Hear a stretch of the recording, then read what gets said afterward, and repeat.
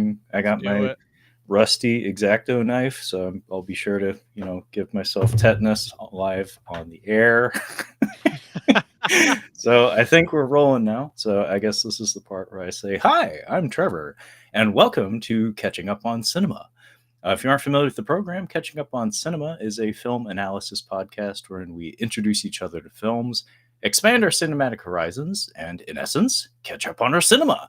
So it is the month of April 2025, and we're once again at that very special time of the month wherein we do our very special Tales from the Shelf episode. And in joining me in this endeavor, I have my good buddy Brad from the Cinema Speak podcast. How's it going, Brad? Well, Trevor, it's going great. Happy to be here. I don't know about you, but I feel like you and I I feel like it's been a while since we've conversed. So it's good to be back, even though it's really only been maximum 3 weeks probably, but that's just too long for me. We gotta fix that. And we're fixing it now. So I'm glad to be here. Yeah, Brad is my regular co-host here on Tales from the Shelf. So it has been just under a month since we last spoke, but for some reason it does feel like it has been a while, honestly. Like, I don't know if a lot of like real life shit has transpired in the past few weeks or something, but yeah, I got that feeling too, bud. Yeah, when the Pope died, my first thought was like, I haven't talked to Trevor in a while. I gotta talk to him about this. I need to Yeah. readjust my value system now that the Pope's gone down. I gotta talk about more Blu-rays. Really makes you put things in perspective. Really makes you think. So, folks, dear listeners and hopefully viewers, it looks like we maybe have one of you at the moment. That's amazing. That's amazing. Top numbers, top flight talent. Essentially, what a Tales from the Shelf episode is essentially Brad and I. It's our excuse to talk about our film collections. As you may have noticed in the background of our webcam feeds, both Brad and I own quite a lot of movies and television series and whatnot. We do have a comment right out the gate. It's always too long between shows, says Starship Men. Thank you, Santino. Glad you could make it. My Let's boy, go. Santino. Let's go. We're here today to talk about our movie collections. This is basically show and tell. And in fact, we do have a overarching topic that's going to kind of unify the discussion today. It comes in the form of a little something we're calling Dynamite Debuts. This was Brad's idea, so you feel free to blame him if the conversation goes tits up. But essentially, what we're going to be doing today is talking about films from our collections that serve as mostly directorial debuts, but also actors or perhaps composers or editors, anyone in between. But the bulk of the picks that we've made today center around directors debuting. But before we get to that, it is essentially a show and tell show. And it's very rare that we actually get to do this, but we're actually going to do, or at least I'm going to do, a live unboxing, because I have here something that came in the mail just today. So I'll give myself the single. Some of that live producing shit right there. And I'll show you this wonderful tape here. This Primo yellow and black tape. This Primo tape. What does that mean, Brad? Like, that would be our friends at Vinegar Syndrome. And precisely. That is their new design tape as well. I believe they've updated it in the last year. I remember when I saw that for the first time, I got so excited. Yeah, fun, thrills, excitement, weird stuff. Then try Vinegar Syndrome. Mm-hmm. I have a knife. Let us try it. Ow, my fucking hand! I was gonna say, if you're desperate for views, just take one for the team right now. All right, so this could be huge. I'm gonna give myself the single. Excuse me, Brad, for hogging the spotlight right out the gate. No, is there actually rust on that knife like you described it off air? Oh yeah, absolutely. All right. But I use it to build model kits and stuff. I need to get a new blade. So we got lovely paper, lovingly packed by the fine people at Vinegar Syndrome. You probably can't hear me over the rustling paper. Apologies. Got bubble wrap. And what do we got here? We have Expect No Mercy. Ooh, okay. starring Jalal Merhi and Billy Blanks. Perhaps more importantly, Billy Blanks. Brad, do you know anything about this film? I just know that it has Billy Blanks in it. That's all. It's got the Tybo man himself, Billy Yep. Blanks, the profusely sweating Billy Blanks. This is essentially like a VR martial arts movie. It came out in the 90s. I think it might be Canadian as well, but basically the whole gimmick is it takes place inside a video game.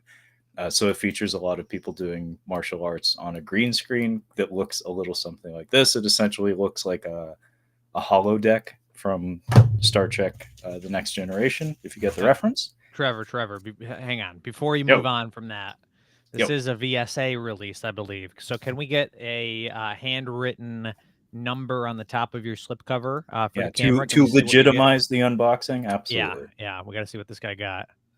Uh, Hard to see with the glare, but that is 979 979. That's pretty of good. 5,000. That's pretty damn good. That's a pretty good pull. That's a And pretty wait, good pull. this wasn't just announced, was it? This is kind of like, This has been around for a bit. yeah. So that tells me, because I'm on their website right now, and it says there's only 88 left in stock. That tells me that they're not shipping them out in the order, in the number, you know what I mean? The number order of what you order, right? So you mean they're just 979. arbitrarily grabbing shit off the shelf and stuffing them in boxes? Are you That's what, telling me the fine people at Vinegar Syndrome's quality standards aren't up to snuff? well, I'm just, unless that was, maybe that was one that like slipped through the cracks or something, because I am notorious for ordering things just right before they sell out, Yeah. because I have the FOMO, and I have nothing under 1,000. So like that tells me that generally speaking, you do get them in the order that they're shipped out. But I don't know, that something's up there. Something's up. Either you're lying to me, this is a fake unboxing, Yeah, it's a or fake unboxing. I faked the unboxing. I did the mhm. bubble wrap myself, and I most certainly drew in that 979 all by myself. I mean, to be fair, I didn't see you pull that out of the box. I saw I, you pull it out of a bubble the mailer that could have been off screen and a switcheroo happened. I don't know.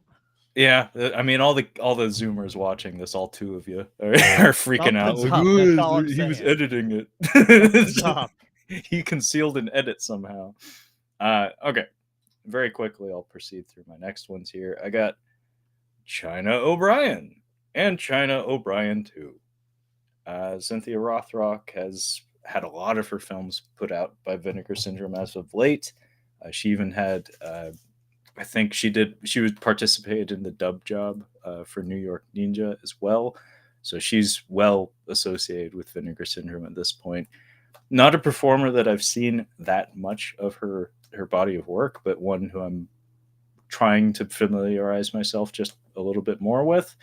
Um, she had a hell of a good appearance alongside Michelle Yeoh in Yes, Madam. That was pretty cool. But beyond that, I haven't seen her in very much.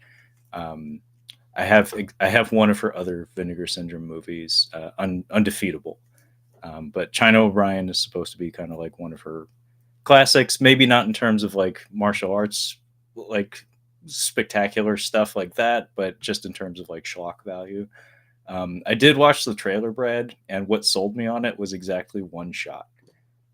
There's a sequence where a man gets kicked through a wall, and I was like, soul. Like That's all just it takes, something about baby. the execution of it. I was like, yep, got me. Shut up and take my money. And finally, the whole reason this entire order was assembled, I had to jump on this immediately, being as we reviewed this for catching up on cinema. Myself and Levi, a fellow slob from the Red Cow channel, Your Captain Speaking, I believe, is his YouTube channel. I had him on as a guest. We talked about this movie for 3 hours. So without further ado, I have here an actual Blu-ray put out by Saturn's Core Audio and Video. Bone Sickness. Hey, Santino, you still in here? Because I'm pretty Yeah. sure you know Bone Oh Sickness. yeah, that's right. Yeah, we have an actual screen cap from the movie itself on the back of the slip. Never in a million years did I actually think this movie would ever get put out on Blu-ray. I myself have a DVD direct from the distributor, i.e., the director slash star slash writer slash everything in between of the film himself, Brian Pollan, from Morbid Vision Films was the name of his film company. The film was absolutely not shot in HD, so I don't imagine this is going to look like much of anything. But as far as I understand, they recorded some new featurettes, including some new interviews with Brian Pollan, including a commentary, I think. So could be a fun package. I'm excited to revisit Bone Sickness mere weeks after I reviewed it for the podcast. Now, I think you're leaving out one big detail Was in that? terms of your order in that the bone sickness. Who do you have to thank for that? Uh, this gentleman here over here. Aha. Brad, yes, I should thank Brad live on the air. He's deserving of that. He's not being a cunt. Like, no, I Yeah, I absolutely paid for your Blu-ray. Come on, man. Thank me on air. I paid for that. He didn't pay for it, but he did inform me of its existence. Yeah. I never in a million years would have found out about it, but especially I wouldn't have found out about it in time, because this thing sold out very quickly. I jumped on it, I think, the same day you told me about it, and I had to, because within hours of me saying add to cart, and I wasn't even that fast about it, like it was sold out. So Bone Sickness, the first run of Bone Sickness is out. Yeah. And I got mine. Fuck you, got mine. And now I will say, like, I know bone sickness isn't like as popular as like Serpico or any Al Pacino movies, I guess. But Yeah. they only had 1,000 units of the limited edition slipcover, which I think that seems too low. That's just creating FOMO for FOMO's sake. I mean, at least do 2,000. Come on. You know what I Yeah, mean? it's a exceedingly low number, but it's also an exceedingly niche hobby on top of that. So maybe that's just where we're at with this stuff these days. Is everything's a limited item, and the limited items are even more limited. Yeah, I'm But just curious what other Saturn's core, what their run is on these things. they seem very tiny, Brad. They're probably run out of a garage or something. Because Yeah, I looked them up and I found they have a YouTube channel with like a nothing, like no viewership, no subscribers. Like they're super underground. really. As far as I could tell, like it was a dinky channel, like very nondescript. I just kind of I typed in the name of the company, and that was one of the first things that popped up. And I still wasn't even quite sure if it was an actual company or if it was just a YouTube channel with the same name. It does seem like all their releases are only 1,000 for the limited edition slipcover. So I guess Yeah, that's just their mo. That's their mo. yeah, it's probably to the best of their capability. Honestly, they seem that small. But Hmm. anyway, that's it for my Vinegar Syndrome unboxing. So, Brad, you recently got an order though. Would you care to share your winnings or your package? Well, when I say recently, I don't actually mean that recently, and in fact, this was the size of the box. So Goddamn! we're not gonna go through all of them. This box has just been sitting here for maybe a month, maybe 2 months. So let's just go through one of the bubble mailers. Let's go with this one here. I've already taken a few things out of here, but we'll go with one bubble mailer. Hang on, I'm caught. Okay. All right. Okay. So what do we have here? We have Sex Mission. Sex Classic flick. mission. Which this is Vinegar Syndrome Labs release, I believe, a VSL 007. Oh, look at that. Maybe there's a little bit of a James Bond reference here, 007. But Sex Mission, don't know much about it. I think it's kind of like a sci-fi comedy. I want to say they go to like some planet where they're all I think it's all women on the planet. These men travel there, and they're the only men on the. I don't know, but I've been collecting the Vinegar Syndrome Labs releases. Ah, Pick that one up. so for completionist's sake, not for the sex mission. Yeah, pretty much. Now this one was kind of purchased not for you, but because of you, I should say. Uh-oh. Because this one, I was kind of like, do I really want this? But this guy over here, Trevor, was just singing this movie's praises. It's Bio Zombie. Bio Zombie. Yeah. Which yeah, I didn't know much about, but I think you gave it a pretty good thumbs up, right? Am I wrong on that? Yeah, I mean, it gets a big nostalgia bump from me, so maybe that's a bad thing for you, but, it has a little bit more heart than you'd expect and a very good ending, I'll say that much, but, it's from director Wilson Yip, Mm-hmm. who has done many things in his career, but these days, a lot of people just think of him as the Ip Man guy, but that was an early offering from him. I actually like double checked before we started recording today to see if that was his debut feature. It's not. Oh, He okay, had at least a few before it, but it was very early for him. okay. I've got another Vinegar Syndrome Labs. This one I'm a little more intrigued by, I will say. Not that I'm not intrigued by the other, but this one, it's a Western 5-card stud with Dean Martin and Robert Mitchum. Ooh, manly Which, cast. oh yeah, I mean, right? So yeah, I think I've said this to you. What we've known each other for going on 6 years now. I feel like I say this every couple months and nothing changes, but I feel like I need to watch more westerns. Um, that's a big blind spot for me. So there you go. We have one that I won't show on the camera because there is nudity on this one. Um, but I'll show the back. Uh, here we'll play a fun game. Can you name the movie, Trevor? Name the movie based on the still on the back of the Uh, box. Zombie 2. That you're close. It does have a number in the title. It's Five Women for the Killer, Ah, which is I think it's a giallo. Um, yeah, an exceptionally mean spirited giallo. Ooh, and then last up, movie that I don't remember ordering. Not sure why I ordered it. Maybe it's because it's a double feature. It's Battle for the Lost Planet and Mutant War. ooh, I like the cover art. Yeah, it Both is pretty covers, actually. nice. It's pretty nice. Yeah. Um, but yeah, sometimes when these prices are dropping and these are about to go out of print, they say why not? Why not buy Mutant War and Battle for the War of the Planet or whatever it was called? Battle slash War for the Planet of Yeah, the yeah. Apes, War for the Pigmen. All right. But Oh, that's all. That's all. quick question, Brad. There's a box set just behind your head that looks like it has something pulled out of it. Not to invade your personal life, but what's missing from there? This one here, Yeah. that would be the Friday the 13th box set. Are you And watching them or something? no, they just haven't been put back since October. I got Jason X. Well, I'll tell you. You want to know the reason why some of them are pulled out? I mean, honestly, yeah. And Curious. this isn't any better excuse, but I do have the replacement discs for some of these movies, and I just haven't I don't want to put them back in before I do the swapperoo, but I want to make sure because I want to still save the faulty discs because it's always a good idea to just save them even if it's a faulty disc, just to have as a backup.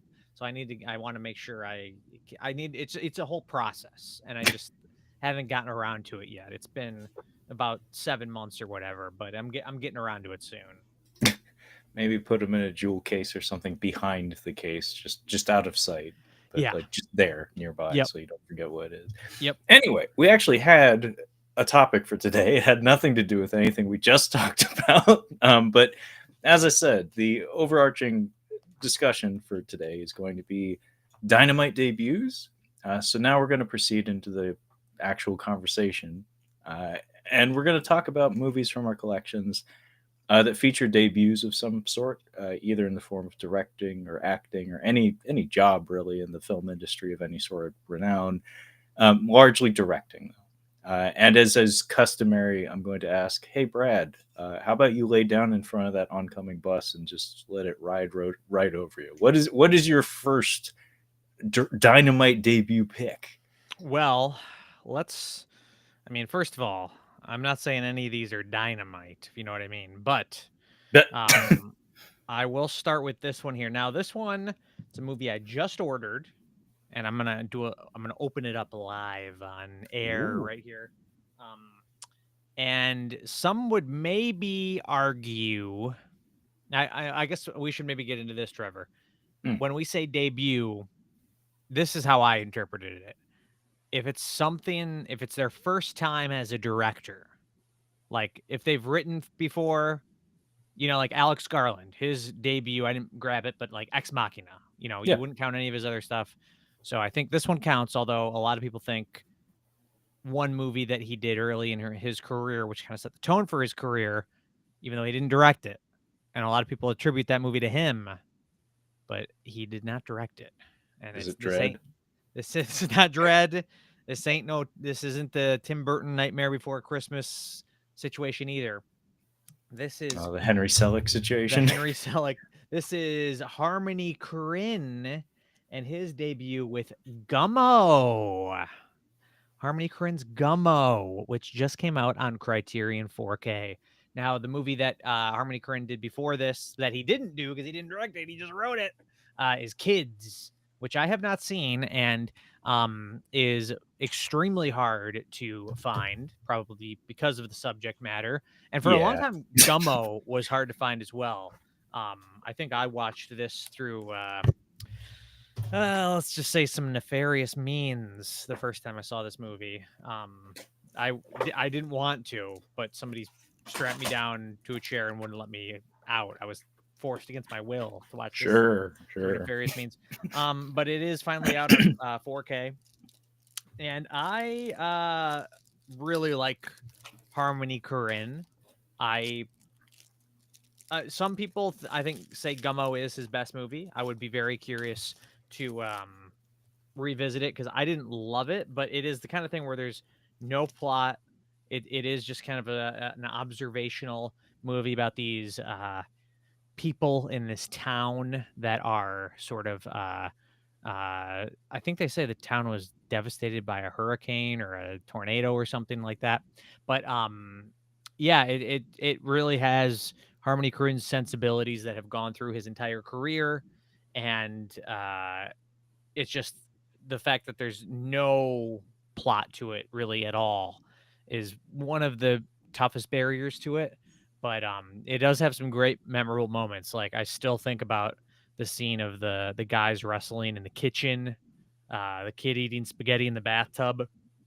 Like I seriously cannot get those out of my head. Incredible moments. And speaking of Santino, this is another one that he was assigned this year to watch along with Bone Sickness.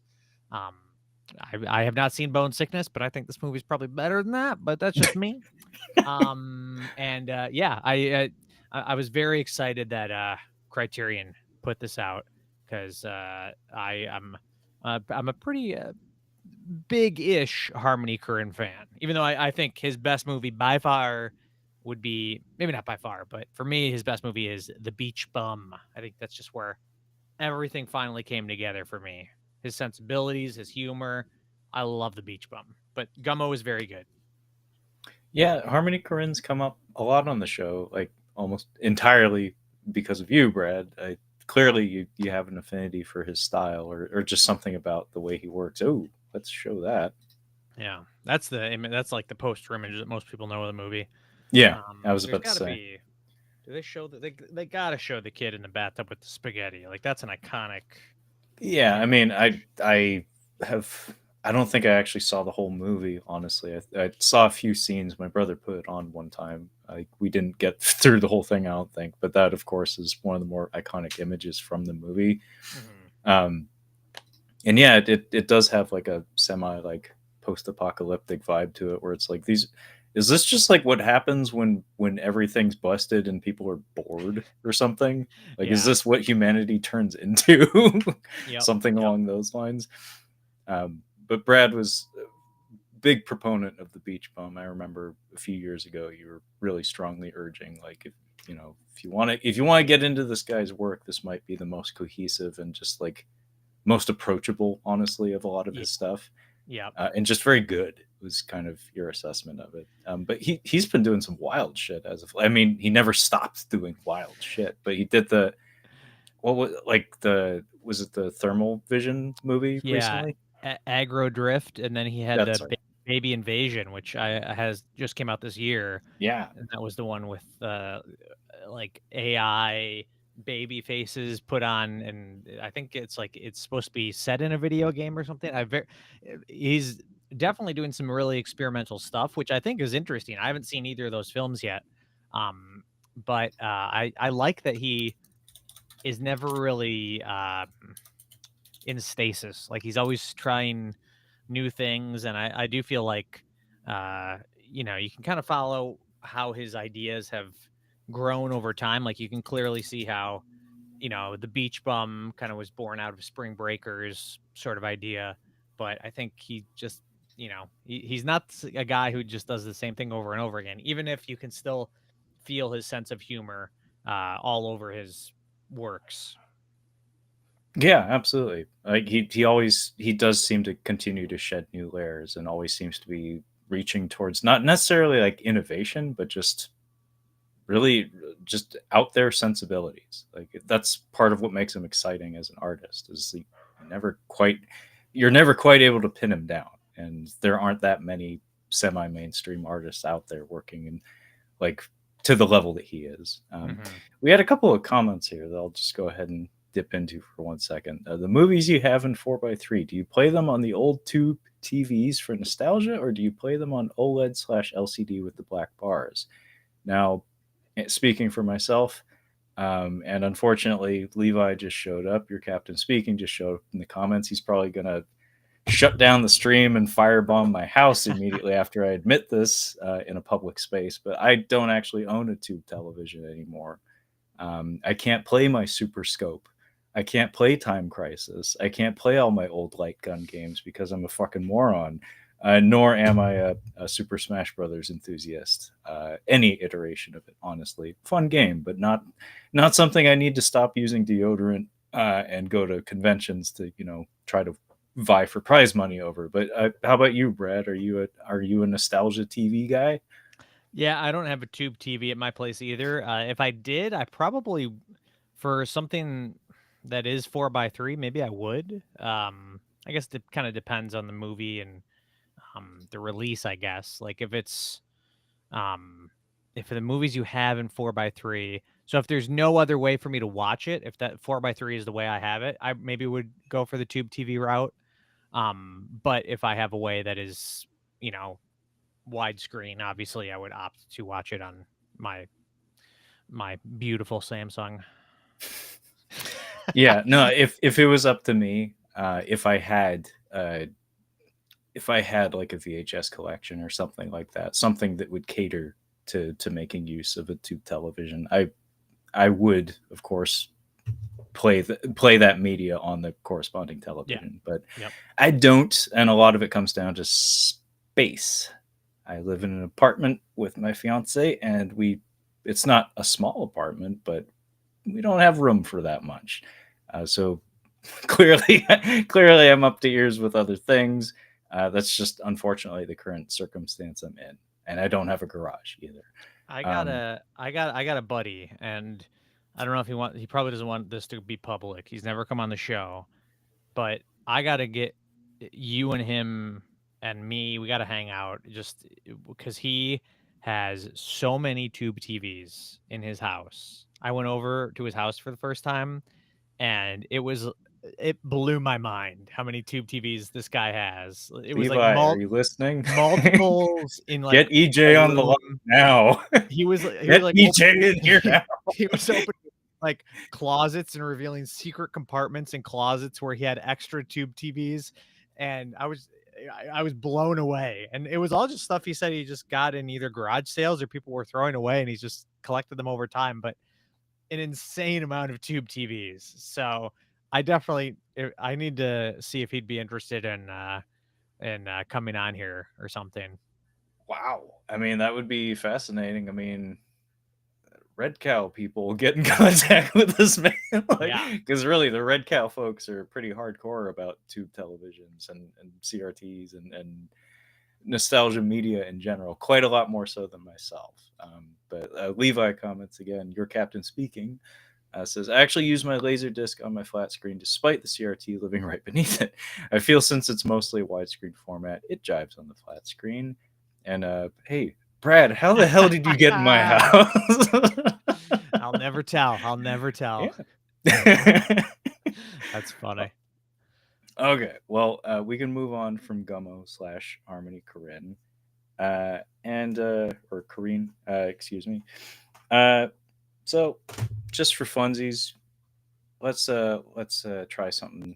I don't have anything that can match Harmony Korine. I mean, there's nothing that's really a one-to-one transition between him and something else. So we'll try our best. We'll move from one weird artist to another.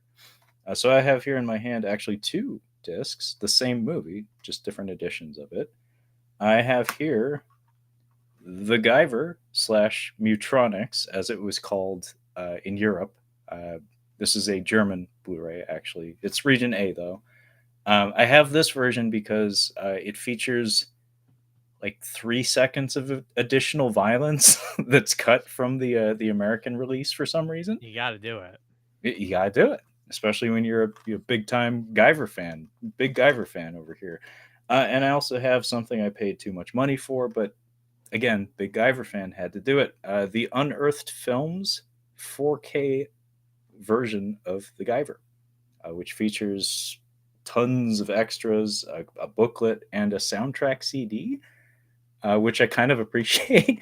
Like the score for this movie is nothing to write home about, except for the title theme, Brad. The opening title music is excellent. Like it really gets your blood pumping. It makes you feel like you're in for a pretty cool sci-fi adventure movie, and then the movie happens, and you're like, oh my god, what the fuck did I just watch?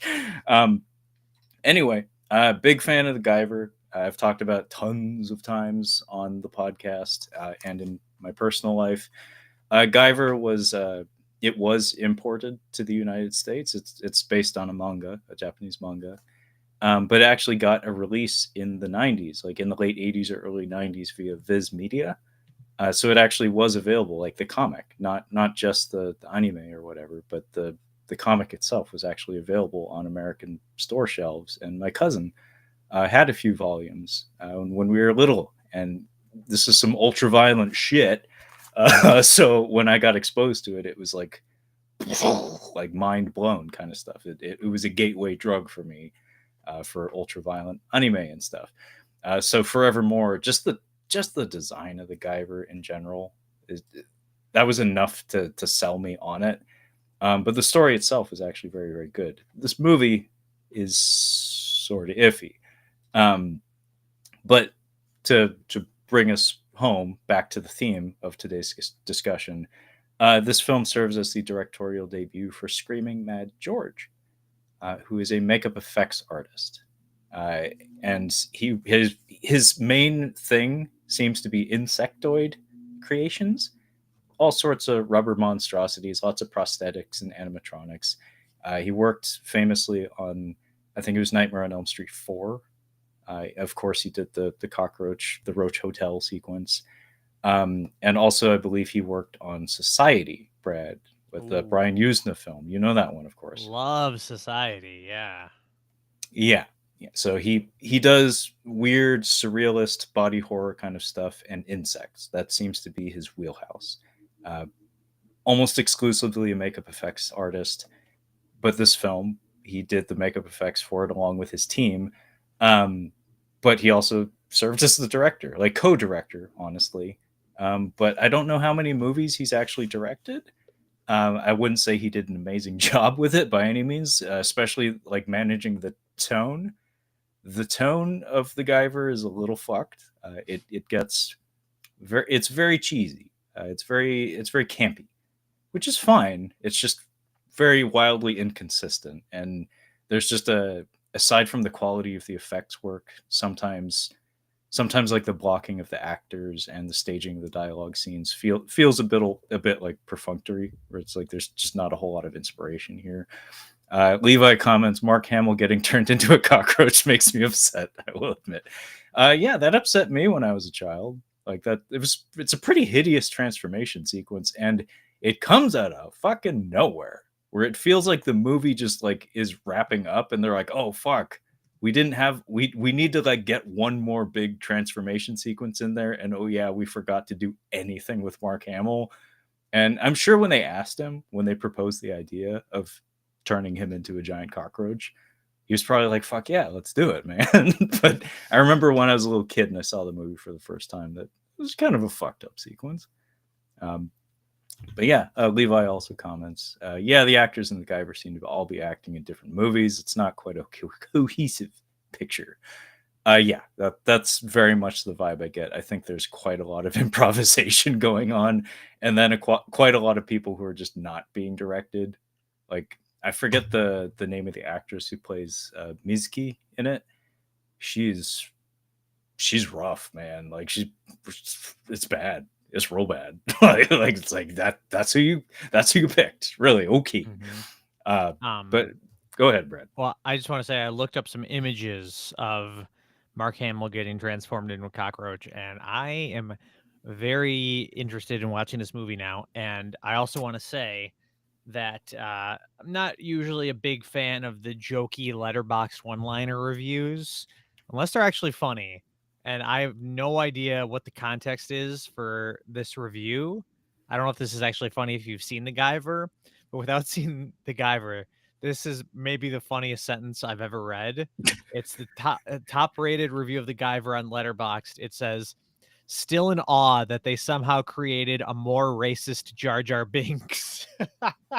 Hey, Brad, that is not incorrect. The movie predates Jar Jar by a decade, like almost a decade. And yeah, Dynamite. I forget the No. name of the actor, but yeah, the fellow from Good Times. He is in fact asked to say Dynamite at one point in the film. Oh, okay. But yeah, when he transforms into his zoonoid form, his monster form, would not fly in 2025 America. Absolutely not. Yeah, I try to black that part out of my mind just because it's like one of the more cringe aspects of the whole film. Like everything about the portrayal of the zoonoids, honestly, because like in the comic is like blood and guts, like tooth and nail. It's hardcore serious. Like it's a very serious story. But the movie is absolutely not that.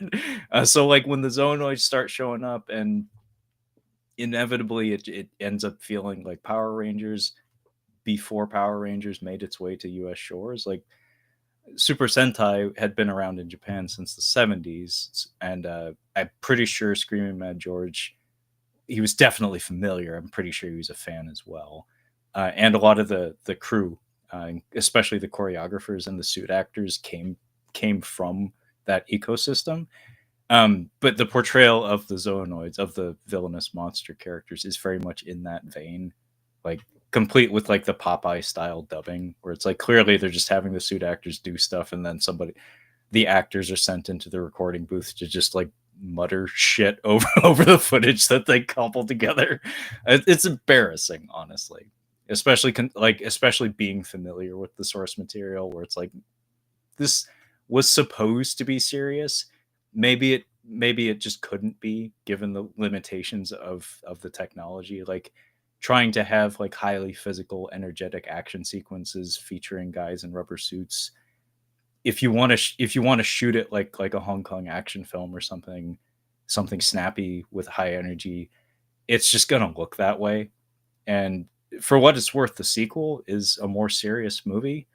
I wouldn't say it's better. It is overlong, but at least the action is dialed up to 11. Like the quality of the action choreography in the second one saves it almost entirely.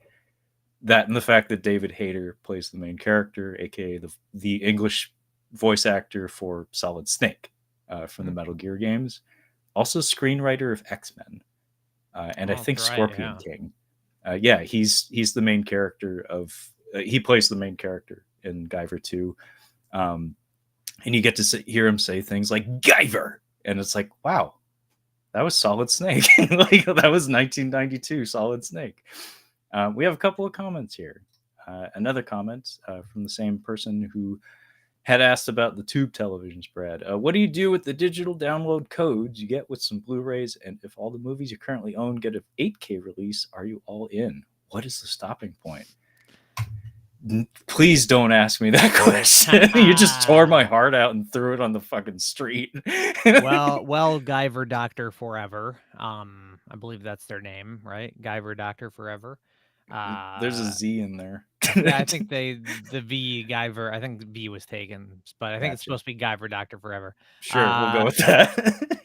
The stopping point. There's no stopping point. That's the problem. Yeah, It'll that is the never stop. problem. I mean, it's with Trevor. It's gonna be.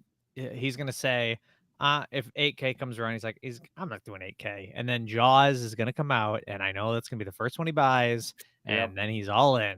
And for me, the first one I buy, it's gonna have to be The Shallows, the first 4K I buy. Both shark movies. That was going to be my question, actually. What do you recall? What your first Blu-ray was? First Blu-ray was. Now these were gifts. They weren't purchased by me, but it was because our family had gotten a Blu-ray player, but it was I mean the movies are mostly for me. It was Super 8 and X-Men Days of Future Past. Okay. No wonder Days of Future Past is like you don't often speak. Or nope, First Class. First Class. Okay. Yeah. Mine was Iron Man 2. Mm-hmm. Yeah. Yep. Kind of an odd one, but my first Blu-ray player was a PS3. Okay. Yeah. Levi comments, they're not wrong. It's a concerning character, referring to the Zoonoid, the Jar Jar character. I believe it. To be fair, TMNT had a pretty good energy and a darker tone for their first movie, so I don't entirely see Guyver's excuse when it comes to the period. I don't think it was an excuse. I think it was largely a choice, honestly. But like, if you want to see the R-rated version of it, look up Guyver 2: Dark Hero. It is very much an R-rated movie. Pretty serious for the most part, almost like boringly so. But the violence quotient is like dialed way up, which is like brings it to parity with the manga, which actually I appreciate. But that's enough of my horse shit. Brad, what is your next pick? It's been a while. Well, yeah, it's been a little while. As what's the guy? I can't think of his name, but the guy from Stained. But I will pick this one here, which I believe is a debut, not only for the director, but also I believe at least a couple of the actors. And I didn't actually do any research on this, so I'm right on all of those. But I have here Bottle Rocket, which is Wes Anderson's debut, and I think the debut of Owen and Luke Wilson. I could be wrong on that, but I think it is their film debut.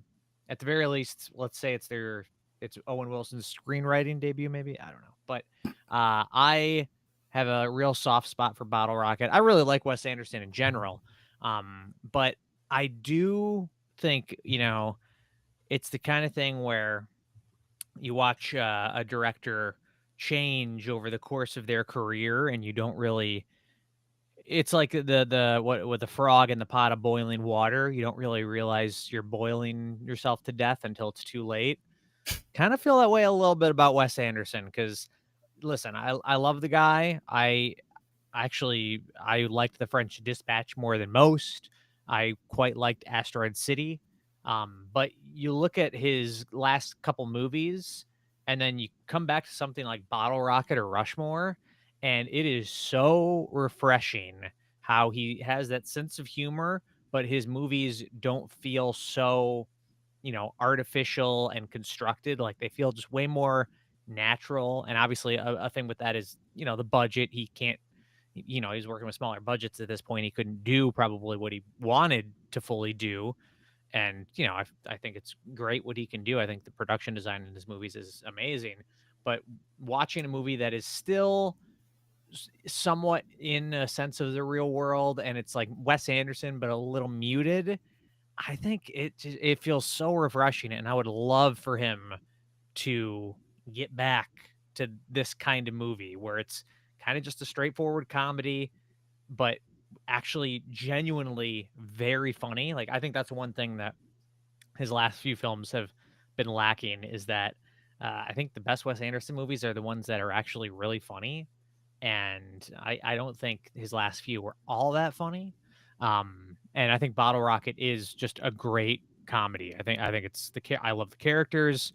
I think it's got some amazingly funny moments, and it still has enough of Wes Anderson's future style, but it's in a muted kind of palatable way, I guess. And I would love for one of his next movies to come out and the trailer comes out and it looks just like Bottle Rocket or something like that. I'm just saying that because his next movie, The Phoenician Scheme, the poster, I believe, came out for that, or maybe the trailer did too. I don't know if the trailer was released, but I maybe have seen the trailer, possibly.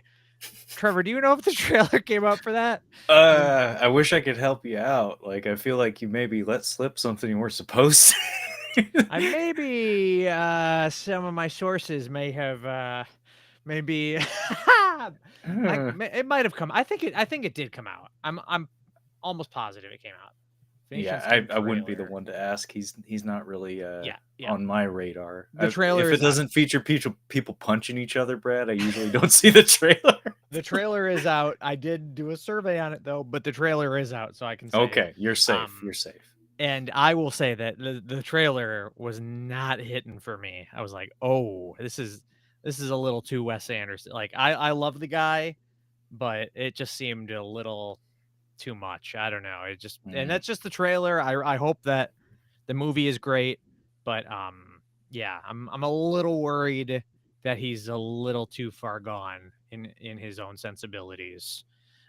But I say that with saying that I actually liked Asteroid City, French Dispatch, Grand Budapest. So I can't really criticize him too much, but I think his first three movies with Bottle Rocket, Rushmore, and Royal Tenenbaums, that might be his best run. His best three movie run might be those three right there. Maybe. But anyway, I still love the guy and peace and love. peace and love. Peace and love.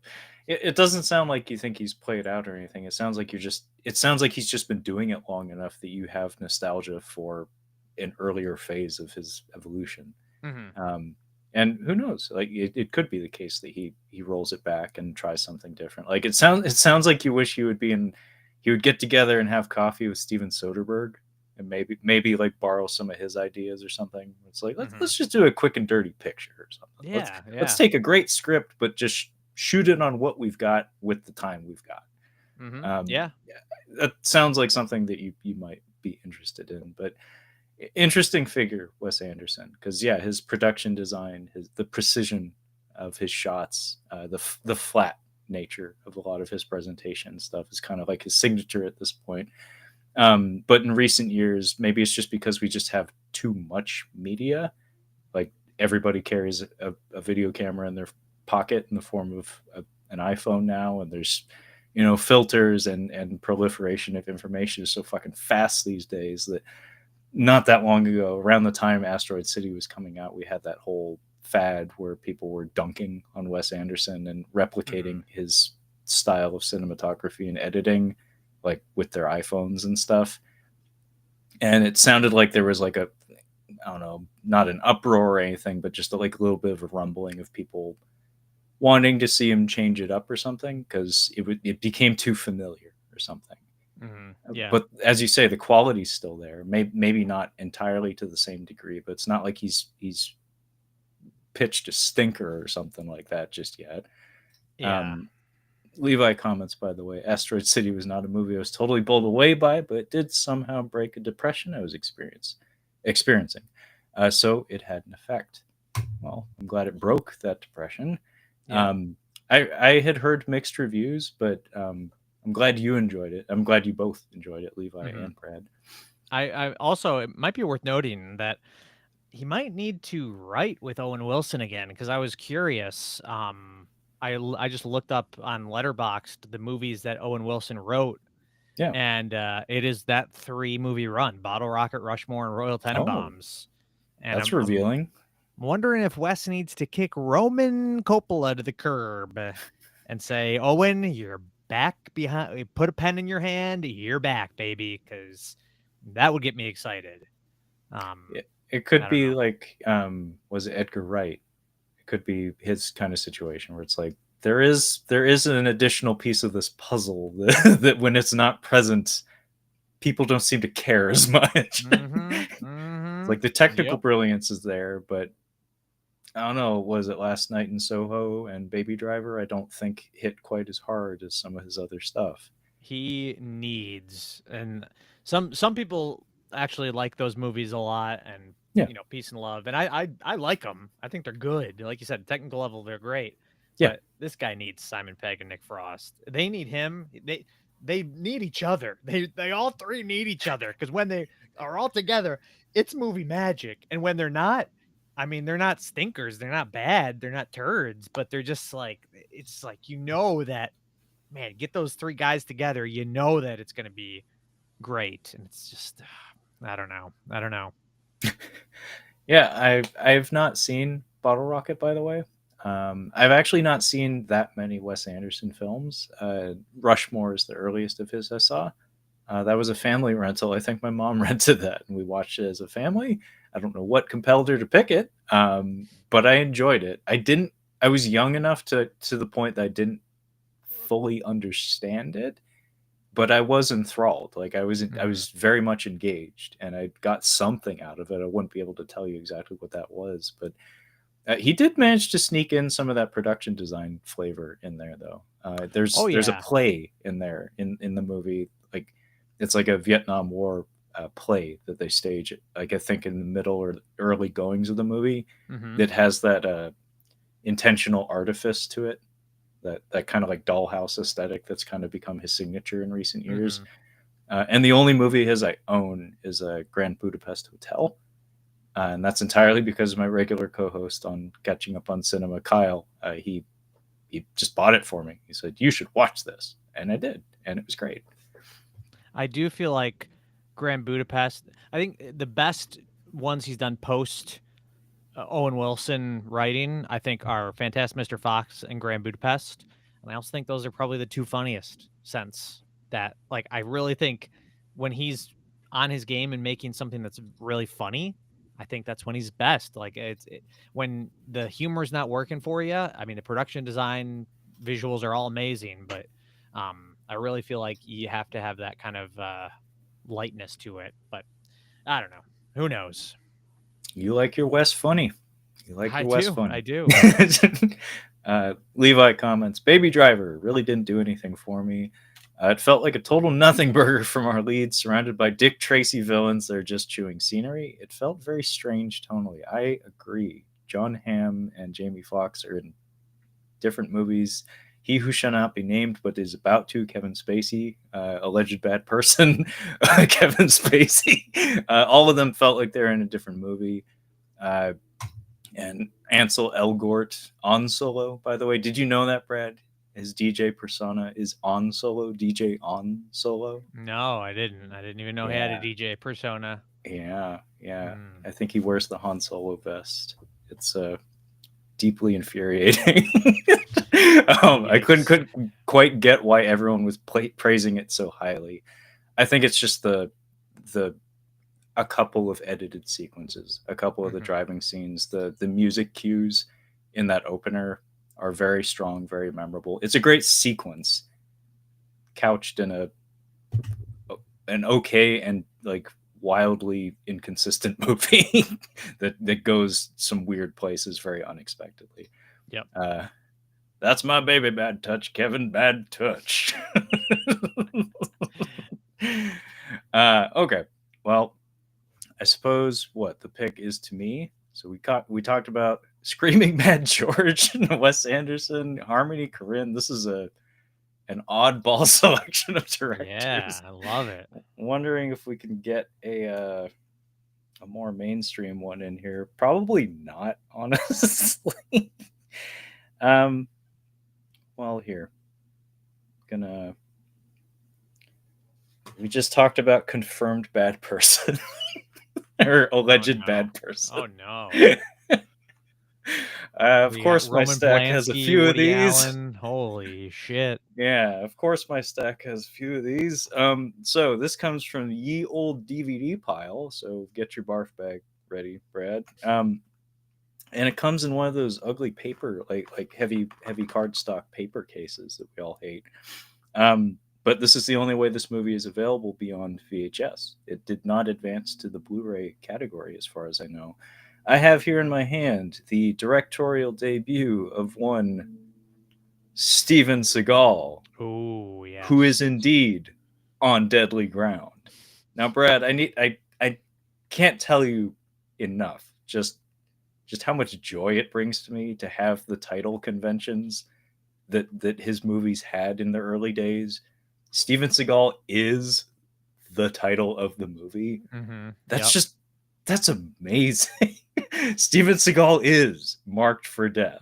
Steven Seagal is above the law. We need to Steven bring that Seagal back. is out for justice. Steven Seagal is on deadly ground. Yep. And the tagline is his battle to save the Alaskan wilderness and protect its people can only be won dot dot dot on deadly ground.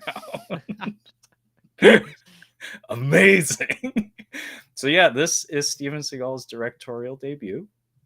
It came at the peak of his powers, which lasted for 3 or 4 years. One of the more strange things that happened in Hollywood was the fact that this guy got a career. He was a Aikido instructor who caught the eye of some Hollywood producers, and he was given a whole ass motion picture. Like he was launched in the form of Above the Law, which I actually have on Blu-ray in the form of box set here, the Seagal box. This is from the UK, but it's region A for some reason. Yep. Um, he was launched. He made his acting debut in the form of Above the Law, although he had been working somewhat in the film industry as a stunt coordinator or a trainer in some capacity. But he got a whole ass movie, like a whole feature film with Pam Grier in it and the whole bit. I think maybe Walter Hill had directed Above the Law. That's a name. Like that's a very Mm-hmm. talented director, a very talented director who specialized in exactly that kind of cinema at that time. So he got a rocket strapped to his ass to a degree few other entrance into the film industry in that capacity ever did. So by the time you get here, it's like he's had multiple box office hits, and he said, "Fuck it, I'm the greatest thing that's ever happened. I'm the greatest thing since sliced bread. I'm gonna direct on Deadly Ground," Mm-hmm. and it is a fucking shit show. But it's wonderful to watch with a group, just because it's inept in many ways. It is a film. Like, don't get me wrong. Like, this absolutely is a film. It's not inept to that degree. Like, he of course had, I think, Warner Brothers backing him, so it's a studio production with a large budget with fucking Michael Caine as the villain. Michael Caine with Just for Men dyed hair. I don't know if you can see that, but that is Michael Caine. Oh wow. He looks terrifying. It looks wrong, and also he's occasionally trying to cover his accent. Occasionally, not well, Mm-hmm. but like sometimes he has on a whim he'll just do it, and he's wearing a bolo tie, so I think he's supposed to be like Texan or something. It's like Michael Caine. Wow. That's Yeah, and Billy bold. Bob Thornton, fat Billy Bob Thornton is in this also. Okay. Uh, I think that I don't know. Maybe that was his film debut because I never seen him look like that. He's paunchy. It's a weird look for Billy Bob, and he gets to improv some stuff because Billy Bob's just naturally funny, and Steven Seagal deemed that he was funny enough to be in his fucking film. um, oh, Levi corrects me. Andrew Davis directed Above the Law. Thank you. I think Walter Hill did perhaps Out for Justice. I could be wrong on that. I always associate Chicago with I think Walter Hill, and I think Above the Law is one of those. Um, but yeah, On Deadly Ground it's a great fun. It's a great beer and pizza movie, even though I don't drink beer. But I could totally see it playing really well to a group of friends or something. A lot of strange decisions were made in this film, in the making of this film. A lot of fluffing of Steven Seagal's ego goes into the making of this one. There's a lot of stories of him being on the set of it and just swinging, not literally swinging his dick around, although with what has been alleged in recent years, perhaps that happened too. But yeah, apparently he was a huge douchebag on the set, and yeah, known for hurting a lot of stunt people on purpose, being kind of a dick. Levi has a series of comments here, so I'll try to tackle them all at once here. Steven Seagal busted Sean Connery's wrist as a stunt coordinator. What a knob. I believe that was for Never Say Never Again. Yeah, I heard about that story too. And it wouldn't be the first or the last time Caine plays a Texan.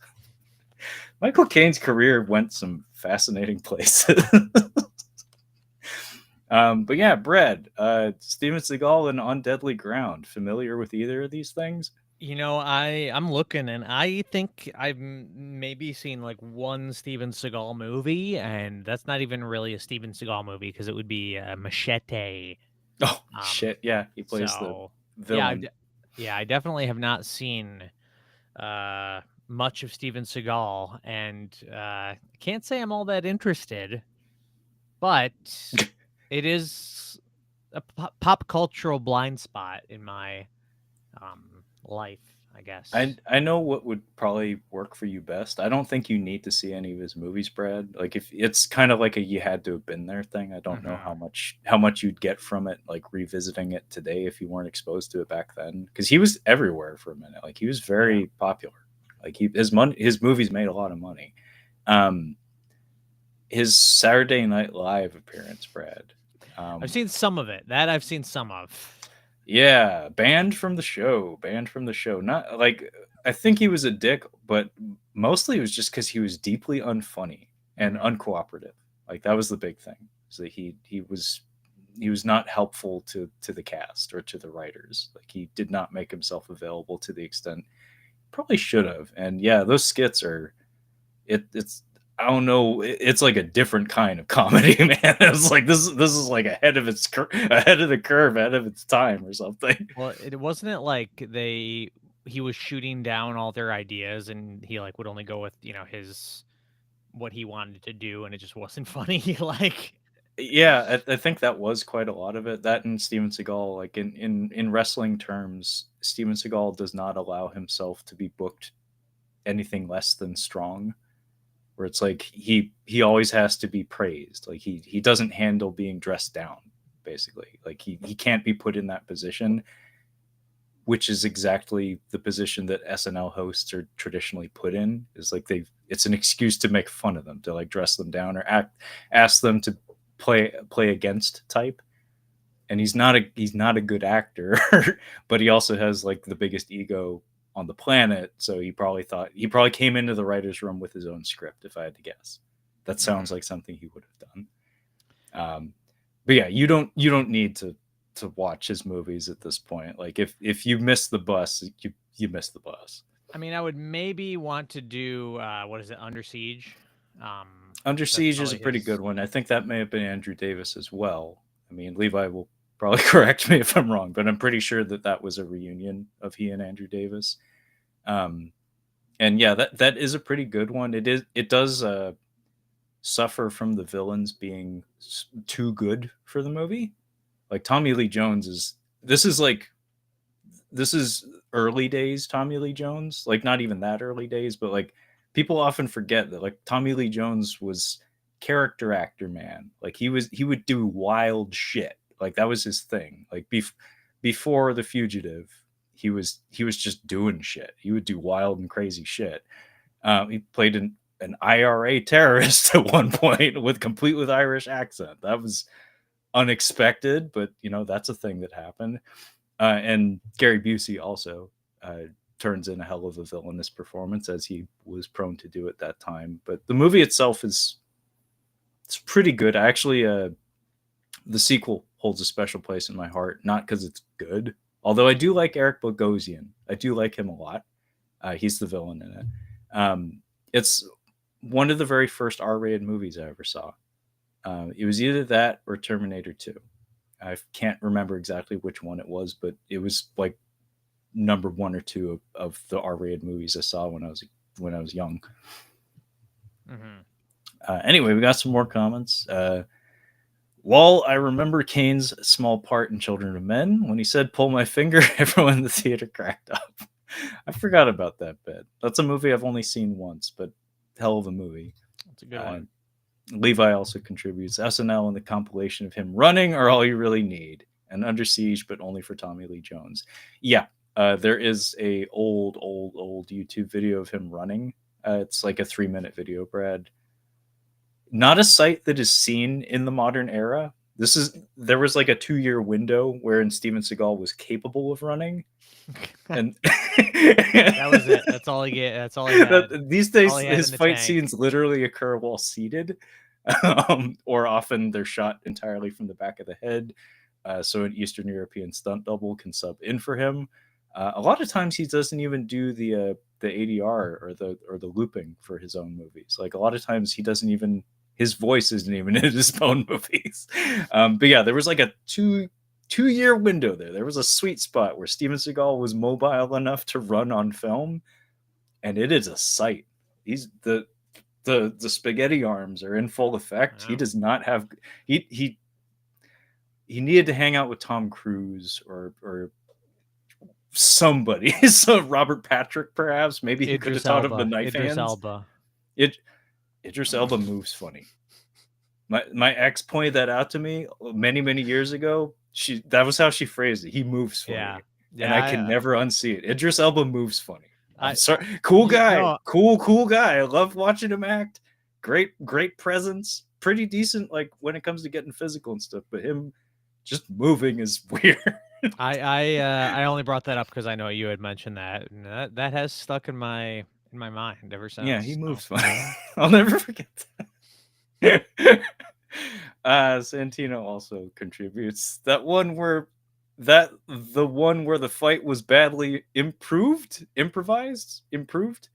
Um, Santino, communication breakdown, but perhaps you're talking about Under Siege, the knife fight or something. Like the editing of that it's a fight that's entirely crafted in editing, as far as I know. Anyway, we can get off of Steven Seagal. So hey, Brad, would you like to make another pick? sure. How about should I go with one that's very highly ranked by me? Should we go like way high? Should we go high? When I they go mean, low, we're we go doing high. whatever. We're all over the fucking map, man. All right. Well, I'm gonna mention this movie here, and this is kind of a movie that I love. In fact, it was on my top 100. In fact, I believe it was in my top 10. And Mm. I still stand by this movie. I love it. I don't know if it would Oh, quite be top 10 anymore. I think we both picked this. I'm a bit mad if that's Hmm. the case, but proceed. Proceed. Interesting. Yeah. Interesting. Is Mm. it In Bruges? No. Oh, all right. What'd you think I was going to say? I'll tell you in a second. Top 10, a debut, Garden State. No, I've never even seen that. My college roommate got me off of that one. He Okay. talked about it too much. Yeah. Like every short film he made in school was just that. Yeah. Well, yes, this is not Garden State. This is much better. And I am a big fan of this movie. Have seen it so many times. Like it's one of those movies where, yeah, I could. People say this, but yeah, I could quote this movie like it's the back of my hand. Um, and I I liked the humor in it a lot. I think as a young male, that was a movie about hitmen, somewhat Tarantino inspired. That was a big thing. Like, oh, look how dark this movie is. The humor, it's they're pushing boundaries, and I still like that. It's maybe a little edge lordy nowadays. But what I think is the best aspect about it, and why I still think I hold it so high in my mind, is just the ideas of death and consequences of what these characters have done, and the idea of purgatory. And I think that stuff is so good, and I love the screenplay in here. I love how it's a dark comedy, and it gets goofy, but like tonally, it's such a weird mix because it is very goofy in terms of the humor at times, but like it's a dark movie. Like it's like very depressing. Like the main character is contemplating killing himself the whole movie. There's tons of dark religious undertones throughout the whole movie. These ancient churches and all that stuff. I love it. I think it's a fantastic flick. And it's Martin McDonagh, Yeah. Yeah. who his follow-ups, he's only done a few films since then. I think he started as a playwright, so it's no surprise that this film is so kind of well written and constructed. But as a director too, like a film director, like he really kind of came out swinging hard. I love the score by Carter Burwell. It's hands down my favorite Carter Burwell score. Oh, no Uh, shit. Wow. yeah, I love. He's done some great work, especially with the Coen brothers. But the opening theme of this movie is, I probably hum it to myself weekly. I mean, just that the notes just go in my head. It's a problem. Um, but yeah, I love it. If I had to criticize it a little bit, the reason I would say maybe it drops out of my top 10 nowadays, if I were to redo that list, I don't know if it would, but there are a couple moments of humor that are not perfect, like where it's almost like a little too much of a, a button on a scene or something, or a final moment in a joke in a scene that doesn't quite land. I don't know, but I think the performances are great. I love it so much. The end when you have the POV shot and all those like mythical creatures are looking over. Oh, I love it. It's so good. This movie rocks, dude. And I think the Banshees of Inisherin is a very, like, in terms of his filmography, I do think that film maybe not exceeds, but is up there in terms of like quality. I think is close to being as good as this one. I wasn't as crazy about Seven Psychopaths or Three Billboards, even though I like them both. But I think I love the guy's work, but I think his debut he has not been able to top quite yet.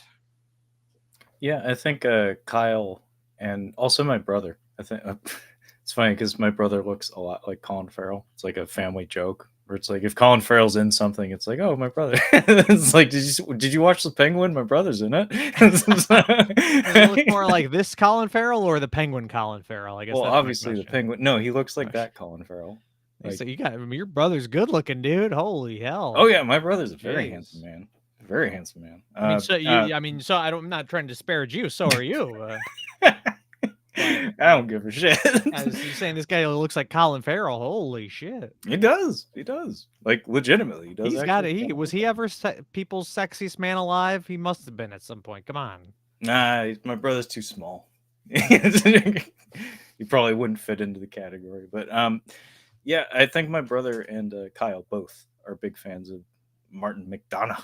Uh, we actually reviewed In Bruges for the podcast at Kyle's urging because I had never seen it. And I think I remember that. Was this like within the last 5 years? Would you say? yeah, last 5 years. I mean, apparently been doing the podcast longer than 5 years. Probably like 7 or something, 6 or 7. Probably 7. But yeah, we did review that. I unfortunately don't remember it all that well, other than the fact that I did enjoy it a lot. I was very impressed with the writing and the acting, of course.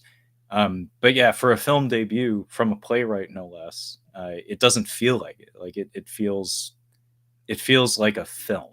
Like Mhm. it feels like we're using the tools of the medium, and there's a confidence on display that you would never guess that's like this is somebody's first at bat as a film director. I remember it being very very funny, but also like you said, there's a atmosphere of dread that kind of hangs over the whole thing, but it rubs up against the humor in a kind of a delightful way. Like Rafe Fiennes' character has that like he's like the hammer of inevitability. Mhm. That somehow every dialogue scene he manages to be out like just utterly hilarious, but still there's there is that darkness there and like Mhm. lingering in the background of so much of it. And also like towards the end of that, I remember there's an act of violence that is shockingly graphic. Mhm. Oh, I yeah. think it involves somebody falling, where it's like Mhm. you see the aftermath of it, and it's like, oh, now that's something you don't see every day. Jesus Yep. Christ. Yep. Uh, Um, Levi comments, "You're an inanimate fucking object," is a line that comes to it's a good mind one. frequently. This Yeah, movie, yeah. I've seen this one so many times that, like, obviously that's like a great, amazing quote from that movie. I the quotes that I come into mind for me are the ones that are like so throwaway. Like the one I think every time I get Pizza Hut, there's a line where he's talking to Brendan Gleeson is talking to Ray Fiennes on the phone, and Ray Fiennes asks him what they did for dinner. He's like, "Oh, we went out to Pizza Hut," and Ray Fiennes says, "How was it?" And Brendan Gleeson goes, "Oh, it was Pizza Hut." Oh yeah, Every I time remembered it as you were saying. we'll get pizza, like I'll be with people and they'll get Pizza Hut, and I'll just go, "Oh, it was Pizza Hut," and they'll have Oh, no yeah. idea what I'm Oh, you talking know it about. was Pizza Hut. It's Pizza Hut. It's Pizza Hut. I mean, that Classic. sums it up really well, like really succinctly. I mean, yeah, that's a movie I'd love to rewatch actually, because I think my fiance would probably really like it because she Mhm. loves her characters, she loves dialogue, and she loves her characters, and those are some wonderful characters to spend 2 hours with. Mhm. And that's like always the hardest selling point when it comes to selling her on movies is, does this movie feature characters that she would want to be in the like want to live with for the next 2 hours? Because like if they're infuriating or annoying, or if they have too many idiosyncrasies in the obnoxious way or something, she'll be like, fuck these people. I'm bored of listening to them and I'm tired of their problems. But Mhm. it's like, no, these are very endearing characters that have a lot of dimension to them. And like you said, it's often laugh out loud hilarious. Like, but in a tightly managed way. Very good movie. I think I think Seven Psychopaths might be the only other movie of his I've actually seen. Oh, really? Yeah, yeah. I haven't seen Three Billboards or Banshees of Inisherin. Yeah. Seven Psychopaths was, I mean, I Not liked as it. good. Yeah, It not as felt good. a little too, like, it just felt a little too broad, I felt. I don't know. And some of the ideas in terms of like Colin Farrell's character being a writer and sort of the meta aspects, like it just felt a little more obvious to me. It has a Um great cast. I mean, yeah, what, it Christopher does. Walken and Sam Rockwell, I think, is in there as Mhm. well. Mhm. It And I, it has strengths. It's just yeah. not quite to the same level. Yeah, I mean I like Sam Rockwell in it. I thought he was very funny. I mean, it was still a good movie, but Yeah. um and yeah, it's cool to see how he, even if he's had a few like peaks and valleys, I think he's been pretty consistently great through his career. And I like that. I think In Bruges came out in 2008. He's only done 4 movies. And I like that he takes his time, and he's the man. Um, and I think, don't quote me on this because I don't know if I ever actually looked it up, but I believe his brother is also a filmmaker. Oh, Because I have a movie, I don't know where it's at. It's down here. I've got it right here. I'm pulling it out right now. Ah! It's Calvary oh, with Brendan Gleeson, and I believe this is directed by John Michael McDonough. And I'm assuming they're brothers because of the Brendan Gleeson connection and the yeah, name. yeah, I yeah. don't know if I ever looked it up, so let me just do that right now. Yeah, you do that. I'll start looking for my next pick. I would have to guess that you're probably onto something with that because the Gleason connection. Although Hmm. Brendan Gleason does a lot of movies, man. Like, That's true. I It mean, does say not quite Scar's Guardian numbers, but like Gleason numbers are pretty up there too. Like the Gleason clan can go head to head with the Scars guards. they are brothers. Oh, hey, good job, Brad. So yeah, Good guess. yeah. All This right. is not a debut though. No, no. But that's neat that you had it on hand. Honestly, This is a good movie too. I really like this movie. I mean, you had to like strain your hip to get to it, but you got it. Yeah, there was in the way, but we're good. All right. Well, you want to do one more and then call it, Brad? Yeah, it works for me.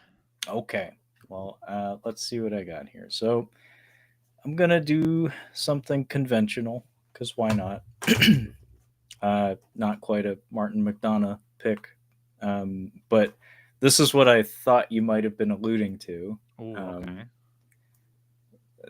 this is probably a top 10 movie for me, honestly. Like, I don't think about it all the time, but when I do, and when I think about the number of times I watched it when I was young, it's like my older brother who had to put up with me putting this on all the time would probably slap me in the face and say like, how dare you not include that in your top 10, you asshole. You made me rewatch that piece of shit so many fucking times.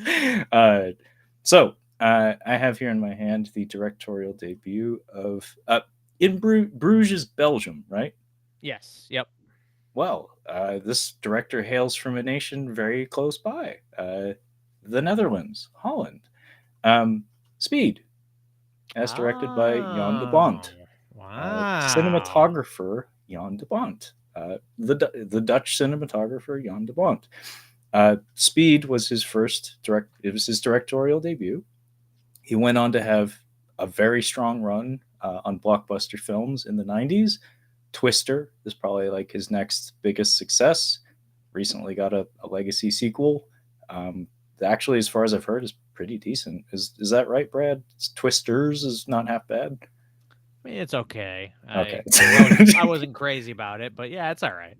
Yeah, I heard it was all right. Like it was inoffensive. Yeah.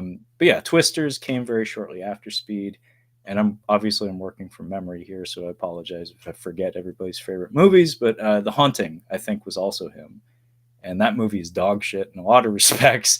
But it did have cutting edge CGI effects for its time, which was enough to make a movie. like if you weren't there for it, you wouldn't know it. But like that, just having computer animation in your movie, in your live action movie, was all you needed to greenlight a movie in the immediate like post Jurassic Park era of Hollywood.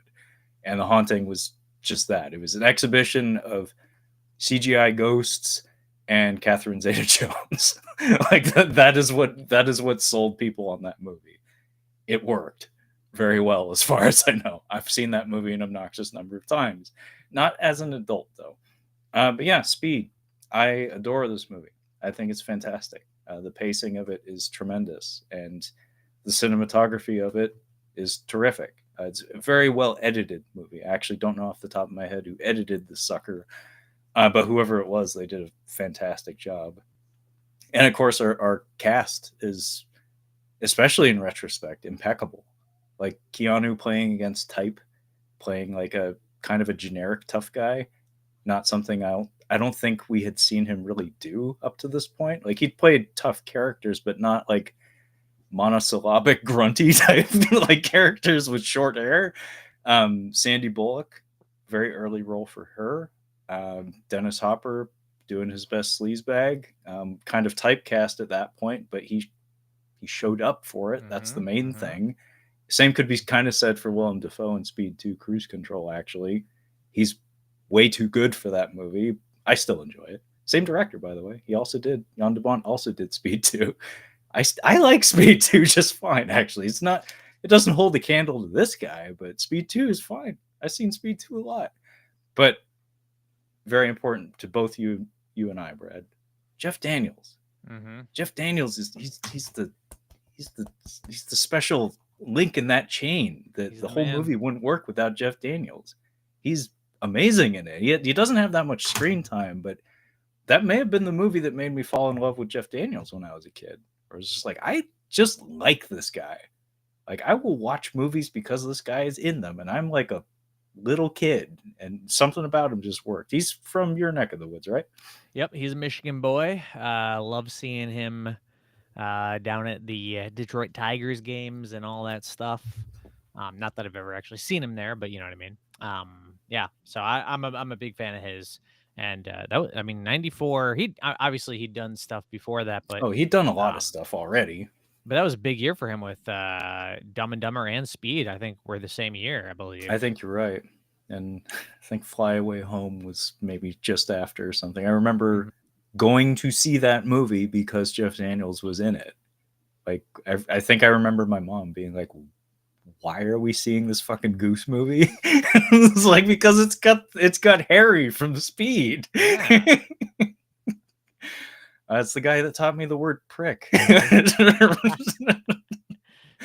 uh, anyway, I love Speed. Jan de Bont, as I said, he's from Holland. He's a cinematographer primarily. Worked quite a lot with Paul Verhoeven. I think one of the hallmarks of his cinematography, I mean, just in general, his movies have a wonderful energy and a wonderful look to them. Very skillful man. He likes Venetian blinds. I did notice that. There's a lot of cinematographers, especially from his era, that seem to like that, like visual motif. But I have noticed that is a recurring thing in a lot of his '90s work, in particular. But yeah, it's kind of shocking actually that his first at bat as a feature film director. I'd say he knocked it out of the park. Speed is one of the better action blockbusters from the '90s, if you ask me. Now, I do want to ask you. I love Speed. I think it's a great movie. You did say that it would be probably in your top 10 of all time. Probably, honestly. Now, I don't know how I feel about this. Peace and love. I do notice you have this logged as a 4.5 out of 5 on Letterboxd. I feel like top 10 material that should be a 5. Like, you gotta own it. I'm one of those fuckers who really struggles to hand out 5s. Like, it just doesn't happen very often. So I don't know. It probably should be a 5. Like, I'll be totally honest. I'll cop to that it should be a 5. Probably is a 5. It's just waiting for another rewatch. Yeah, I think on your next rewatch after your comments, you need to bump that up to a 5. Okay.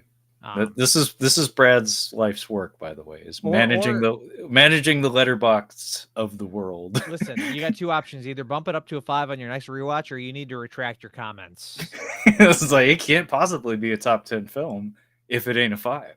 I mean, I'm just kind of curious here. I'm going. Or on do you your just not like Letterboxd. films, Trevor? Is that what you're telling me? Let's see. Have you given at least 10 films? Yeah, you've given more than 10 films a 5. So I have? this has, yeah. We got a lot of 5s in here. Oh, we Bud. do? See, I don't know this. Yeah, I mean, we got. Let's see. Well, obviously, you got RoboCop in here. We got Paul Verhoeven, yeah. Yeah, we got Aliens, Departed, Saving Private Ryan, Ed Wood, Rocky. I mean, these are all pretty good. Yeah, I mean, those sound consistent with me. Those sound like movies I would have given 5s. Yeah. Speaking of which, I got a Private Ryan rewatch coming up next month. That's a Memorial Day tradition, a new one for me. Yep. Jaws on 4th of July weekend, Saving Private Ryan on Memorial Day weekend. Yep, very nice. Now it's up to you if you want to keep Speed at a 4.5 and keep it in your top 10. You're gonna have to start bumping these movies down. To so you actually have 3 options. Brad's holding a letterboxed handgun up to my head this whole time. I mean, I was hoping when I pulled up your 5-star ratings, I was hoping there'd be one I could make fun of a little bit, but I have to be Child's honest, Play I can't. 3. Yeah, well, you're like, oh, I can't. I only give out so many 5s. And I was hoping we'd have, like, I don't know, like Super Bad or something, which I love. I like love some holdover from like the high school days or something. Yeah, something like that. Which, but to be fair, I love Super Bad. So but like an example like that, where you're like, I'm very stingy with my 5s, and then you have something like that. I am stingy with my 5s, but I haven't seen Super Bad since it came out. That was a theater watch. I have a friend. I was the best man at his wedding. He was the guy who always got us to go out to see movies, and his track record for quality movies was terrible. To this day, and we will have to review this for Catching Up on Cinema someday. I scarcely believe I could possibly get Kyle to do it with me. Perhaps you will, Brad. Frank Miller, The Spirit. Oh, I think that was his directorial debut, Brad, because he co-directed Sin City with Robert Rodriguez, but I think The Spirit was Frank Miller. That was the worst film I've ever seen in a theater, and that was because of the aforementioned friend. Because of the friend? It was his. He said, "Let's watch The Spirit." Okay, It's yeah, yeah. because of him. I never would have seen that dog shit movie. I have seen The Spirit, but it's been a while. I would revisit it if you're ever doing, a black and white stylized comic book movie month or whatever you want to. I mean, I would love to do a comic book movie month, like the offbeats or something, like Yeah, the also rans, the Electras and the the Spirits. re A the lot of rejects. Frank Miller stuff that I'm talking about. Like in the same breath, I just mentioned two Frank Miller things. When I did the thing about the 5-star, hoping I'd pull one that I could rag you on you for the Yeah, movie, and now I know what I was looking for because I started going through your high ratings. The movie that I was hoping would be there was Goon. That would have been if Goon had been a 5, that would have been. Goon's not a 5. I do love Ooh, Goon. I know, And we yeah. got it in, folks. We got Yep, Goon in the yep, discussion. It's a rule. I need to circle things back, and it has to circle around a Goon at some point in every discussion. yeah. We Like got if it you in. pretend you had rated it a 5 and you were like, I'm very stingy with my 5s, and then I pull it up and I say, yeah, this guy's stingy with his 5s. He gave Goon a 5. No, what would be better is if Goon was like a 4.5, but Goon 2, The Last of the Yeah. Enforcers, was a 5 and like vastly superior to the original. True Goon fans know that the sequel's better. True So Goon fans know. true Goon The heads, yeah. sequel's where it gets good. Mm-hmm. Mm-hmm. Goon is great. I love Goon. Uh, 1 month, one Frank, says Santino. Hey, Santino, you need to have a podcast. You should 1 talk month. about comic book movies. I Yeah, will you help you should. with this if you need help. But yeah, 1 month, one Frank. Month of Frank. Oh fuck, we already did RoboCop 2, unfortunately. Frank Miller's actually in Mm, RoboCop 2, Brad. mm. Santino, did you know that? Levi, if you're in here, did you know that? Frank Miller had a hand in writing the script. He had a hand in writing a lot of RoboCop scripts that got rejected, but he's part of the cast in RoboCop 2. He has at least one line of dialogue. He is a drug chemist. He gets blown up. Nice. That's his contribution to the film. Okay, Brad, would you like to do one more pick, or are you tapped out? I mean, I could probably go to the speed round now, but I do want Okay, I do want to say just so we're not spreading fake news here. I do believe the Spirit would not count in this because he already episode co-directed something. because he did. Yeah, he co-directed Okay, Sin City. okay. I mean, Brad's good at managing the rules. I trust your judgment on this. Like, I won't ask you to relitigate that ruling stands. The I'm spirit, just if the spirit were to be introduced into this discussion, it would yeah. be rejected. I know Soundly, you. like I know roundly rejected. you love Rob Rod and you want to give him full credit for Sin City, but let's not cut Frank Miller out of here. We don't know what he Rob did. Rod. Rob Rod, who is trying to crowdfund his next film. Hmm. What the fuck was the deal with that Ben Affleck movie he made? Yeah, I saw that in theaters. What the fuck happened? What was that? Yeah, I Was can't that a remember the tax story. shelter movie, It Brad? Because might it have felt been. like a tax shelter movie. Like, dude, Rob Rod is up to some weird shit. Like, did you, I was, why was I had his IMDb or his letterbox pulled up earlier in this conversation for something. I don't remember why, but he did you know there's 5 Spy Kids movies and he directed all of them? Did you know I knew that? there were 3. I didn't know there were There's 5. 5 Jesus. There and he was directed 5 of them. all of them. 5 of them. Jesus. Yeah, one of them came out in 2011, and then they had one come out just 2 years ago. I think that one I think was a Netflix one to be fair, but Okay. anyway. Yeah. I didn't know they got up to 5. And I I, just can't believe he directed them all. Like yeah, that's what's crazy to me. I mean, did they? I'm guessing they did another one of those Shark Boy and Lava Girl movies. I'm guessing they did like a legacy sequel or something to that, right? That sounds like something Maybe. that would have happened. Maybe. I'm not It's like sure. Taylor Lautner hasn't done anything in 10 years. Let's trot his ass out. Yeah, I need to do a full Rob Rod Rob filmography Rod. watch. 'Cause I that like that is a roller coaster right there. that. Like Well, truly. you've got your Mexico trilogy box set. You could crack that open. Yeah. Start from the beginning. I really wish. I'm sure there's another director out there, but I don't think I have any of his movies rated a 5. I think I got some 4.5s in there, but I genuinely feel like if I could get one of his movies up to a 5, he could have the full spectrum of a 5-star film all the way to a half star.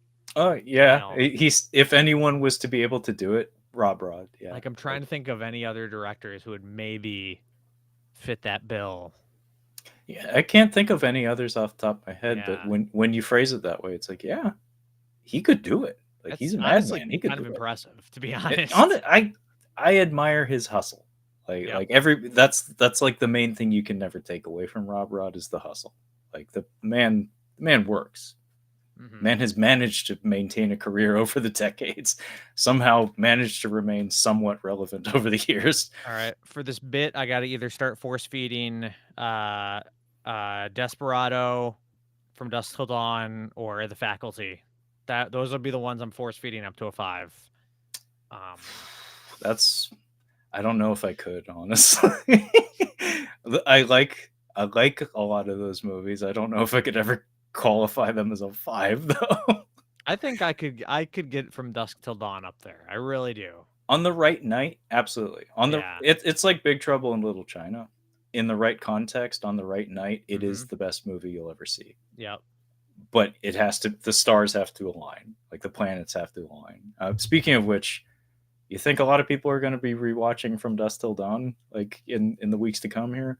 That is part of the reason why I kind of was mentioning that I might get this up to a 5 because I'm itching to rewatch it. It people are going to you're going to be seeing a lot of YouTube reviews of From Dusk Till Dawn. We'll Yeah. just not going to say any more than that, but there's Yeah. it's in the air, folks. There's something out there. Uh, anyway, so speed round. So folks at home, what's about to happen here is the majority of the discussion has concluded. We're now gonna just kind of flip through all the also rans, all the runner up picks that we set aside for today's discussion. We're not going to go as in depth as we've been going, but we'll be sure to be commenting on each other's picks as we run through them. But yeah, it's going to be probably a half an hour. It's funny that it's kind of ironic that we call it the speed round because it usually ends up being kind of long. But yeah, hey Brad, would you like to kick things off or should I? I would like to kick things off. That's fine. I would prefer it because I do have a perfect transition here because I do have the Mexico trilogy. Rob Hey, Rod. Rob Rod. Hey.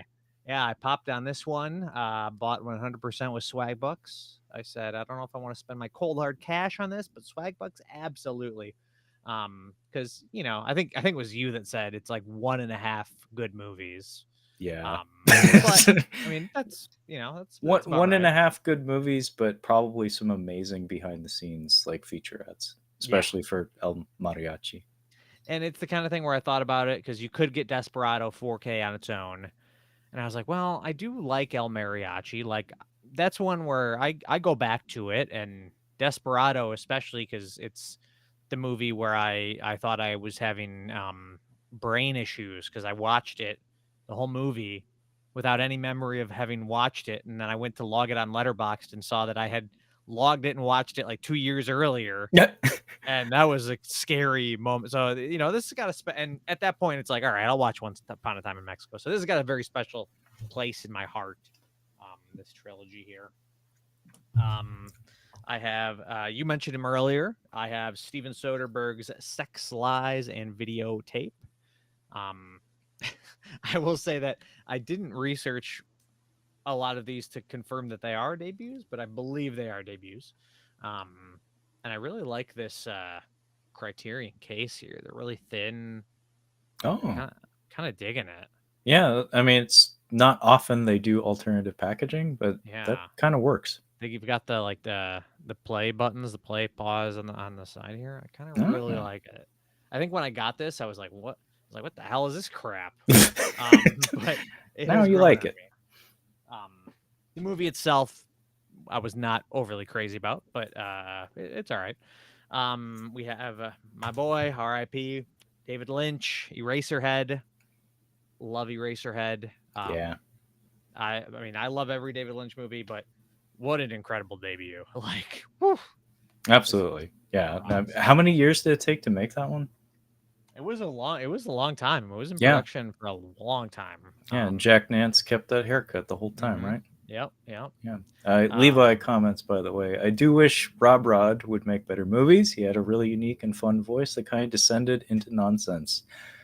Yeah. The Spy Kids movies made a lot of money, as far as I know. And yeah, he found himself in a corner of Hollywood that, I don't know. He didn't seem to have as much room to maneuver, or maybe he just decided he would prefer to make entertainment for children instead. we need to do sometime, I don't know if we do it on your show or my show, Trevor, but we need to have an intervention. And we need to I can think of there's got to be at least 10 or more directors who we need to sit down and say, "Look at what you're doing with your career right now." And what like we need to like snap some of these like I would throw Wes Anderson in there. I would throw Kevin Smith in there. Like you need to get back. You need to come on now. Like look at what you used to do. We need to get back to this. We Well, we need to can't do an intervention for Kevin Smith without Frankie from Red Cow, because bring him on board. that is his domain, as far as I know. Like Would he agree that Kevin Smith needs to get back? I don't know exactly his feelings on Kevin Smith, but I know he has a lot of them, and I know he checks back on him frequently. Like he's in the know when it comes to what's going on with Mr. Smith. Mhm. I'm largely detached, but like just glancing at what he's been up to, it's just like I don't know, man. It's like, Yeah. I've never been the biggest fan, so I can't comment too much, yeah, um, yeah, yeah. but anyway. There's some composers out there too that like I think honestly that might have some more to do with the nature of the film industry right now, more so than their talent. But Yeah. there's certain composers where it's just like, man, look where you were and where you're at. Oh, yeah. It's not I would agree. shit's not as good as it used to be. But I do want to caveat that by saying I think a lot of it has to do with just the film industry more so. Like the way films are shot and edited now is probably constrictive. Like Mhm. it probably limits them Yep. to a large degree. Yep. Levi also says Francis Ford Coppola can be added to that pile. I would agree, but I would say he might be too far gone. Like, I don't think Oh no, he's you're never gonna change him. I think the intervention I think what needs to be for people that we think we could actually save. You know what I Yeah, mean? Like, I feel like Rob Rod has another great, like, great movie in him. I think we can save him. Coppola, I don't think there's any saving. He's I mean, I'll watch whatever he makes, but I'll yeah, watch, yeah, but, but yeah. he is listening to no one but No, himself. no, he's not gonna get back. He's not gonna get back. Um, I have a movie I just actually watched this one not long ago, Oh, a couple weeks ago, Shallow Grave, the Danny Boyle debut, which is, pretty good. I like it, quite a bit. I like this, artwork on the Criterion because the theatrical poster is pretty bad. But this artwork is pretty good and kind of a cool crime gone awry thriller. he has a new one coming out like soon, or just came out or something, right? Yeah, 28 years later, Yeah, that's he's right. back. He's back. He got back. I love it. I The trailer for that looks amazing. I mean, we'll That's what see, I've been hearing. That's what I've been hearing. but Danny Boyle might be back. Not that he ever really left, but No, uh this guy, this is another one. I think he's gone. But I haven't seen any of his films in the last couple decades, but just from what I've heard, he's done. He's gone. But I love him. He's one of my favorite directors. So I can say that. It's Dario Argento, The Bird with the Crystal Plumage, his debut. This is one of my favorite movies. I think it is probably his best movie. It is one of his least stylized, but I think just as a Hitchcockian clean thriller that has still Argento's sensibilities, I think it really is his best. It's tight. I love Deep Red, but that one's a little long. Although I do love Suspiria, so that's hard to say. I said this is his best giallo. I would say that for sure. My favorite giallo of his. okay, but yeah, Suspiria might be. his offerings since what, the late '90s have just not quite been up to snuff. Is that right? Yeah, I haven't watched any of them to be fair, and I do intend to. For a while there, I was kind of going through. Problem is, I start going through Argento's filmography, and I'm loving it at first, but then he kind of all his movies sort of fall into a formula, so it's hard to watch them all back to back to back to back, and I kind of lose interest. But I love the guy; he's great. Brad, I know how we would have to open the intervention episode. Mhm. It'd have to be Carl Weathers as Apollo Creed from Rocky 3 saying, "You gotta get back that edge, that eye of the tiger." Yeah, right. Yeah, yeah. Well, I kind of like this idea. This might, yeah. Well, let's table that. I kind of And like this. then play the Rocky theme, "They're Gonna Fly Now," over a montage of if we can find footage of all of these people running, like be it just like up onto the stage at Hall H or something, like Yeah, Kevin yeah. Smith just run Oh, trotting up yeah. some steps. Mhm. Mhm. Yep. Speaking of, I got another one. I got another one. It's got to get back. And this was not a in terms of skill quality. This is in terms of who they're working with. These guys got to get back together. It's the Cohen brothers. Yeah, yeah. These guys desperately need to get back together because when these guys are together, it is insane. So Mhm. the movies these guys have made together, like we just talked about True Grit, and like that's almost like a throwaway in their filmography, and it's one of the best movies I've seen in forever. Yeah. And it's like, how do you choose between No Country or Fargo? Oh, don't forget about Big Lebowski. Or there's also everybody's got their underrated one they love. Like I love Burn After Reading. They are the best, and they are wasting like they've only got another maybe what 20 years left in them making movies. They're wasting their time being separated. I tell you what, I will just say that Ethan Cohen, he's got another movie coming out, and that I know the trailer has not come out for, but I will say lower your expectations. That's all I'm gonna say. Lower them. Oh Unless you no. loved Driveway Dolls, which was okay. But Yeah. anyway. Um, keep it going with Hereditary, Ari Aster. Love this movie. Great horror movie.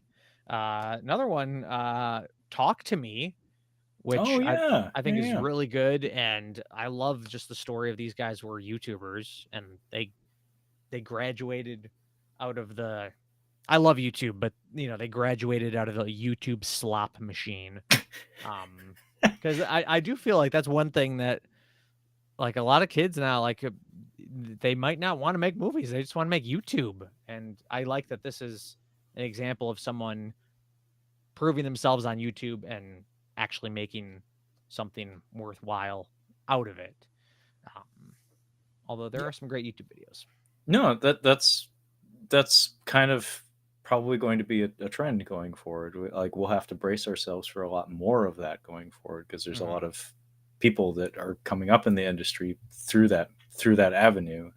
But yeah, that was a pretty impressive film. I didn't think it was entirely cohesive. Like it didn't entirely land for me, but for a debut and as just a original horror IP, yeah, I'll watch what they do next. Like Yeah. that was pretty skillfully done. Like there was a lot to like there.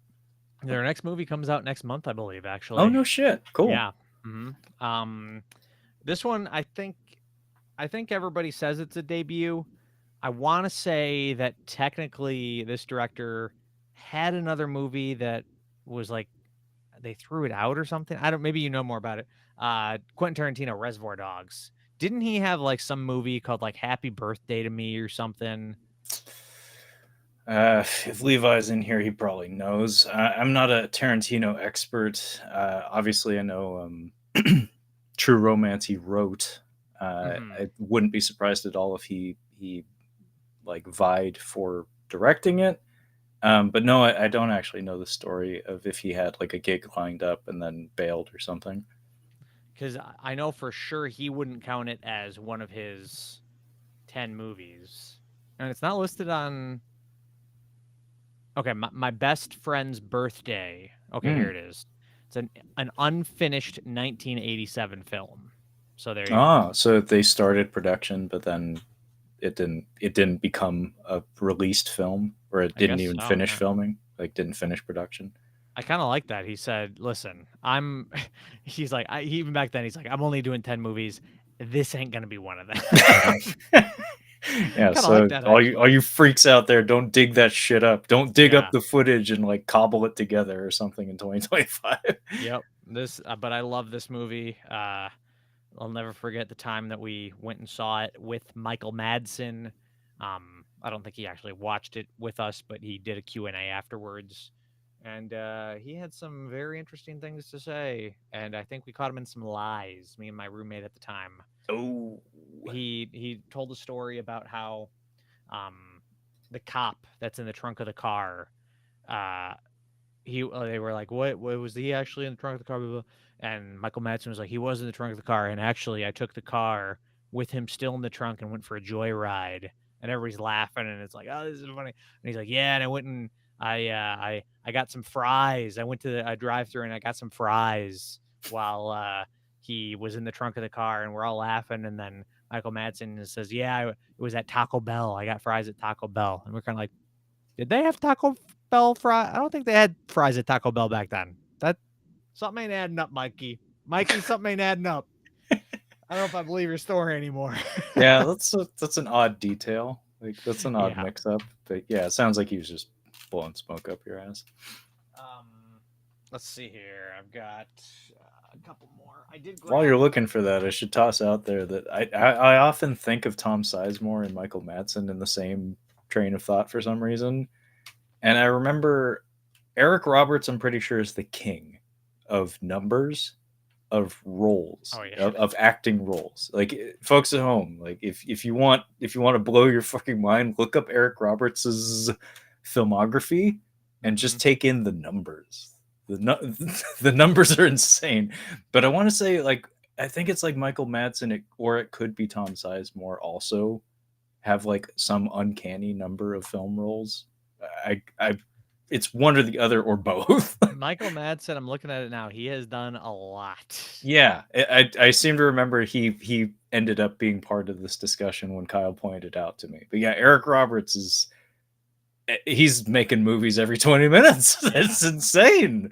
He may have Michael Madsen. I'm guessing he's been dead for 10 years and somebody just like has been recycling a voice recording of him, Yeah. like just handing it off to production studios. Michael Madsen did 8 movies last year. Jesus. So He's putting them up. yeah, Like, yeah. Roberts threw down the gauntlet and he's like, "Oh, I'll show you." Mm-hmm. Levi contributes. Reservoir Dogs is actually my favorite Tarantino. I love how stripped down it is. It's got enough of Quentin's sauce without the whole thing just being the damn sauce.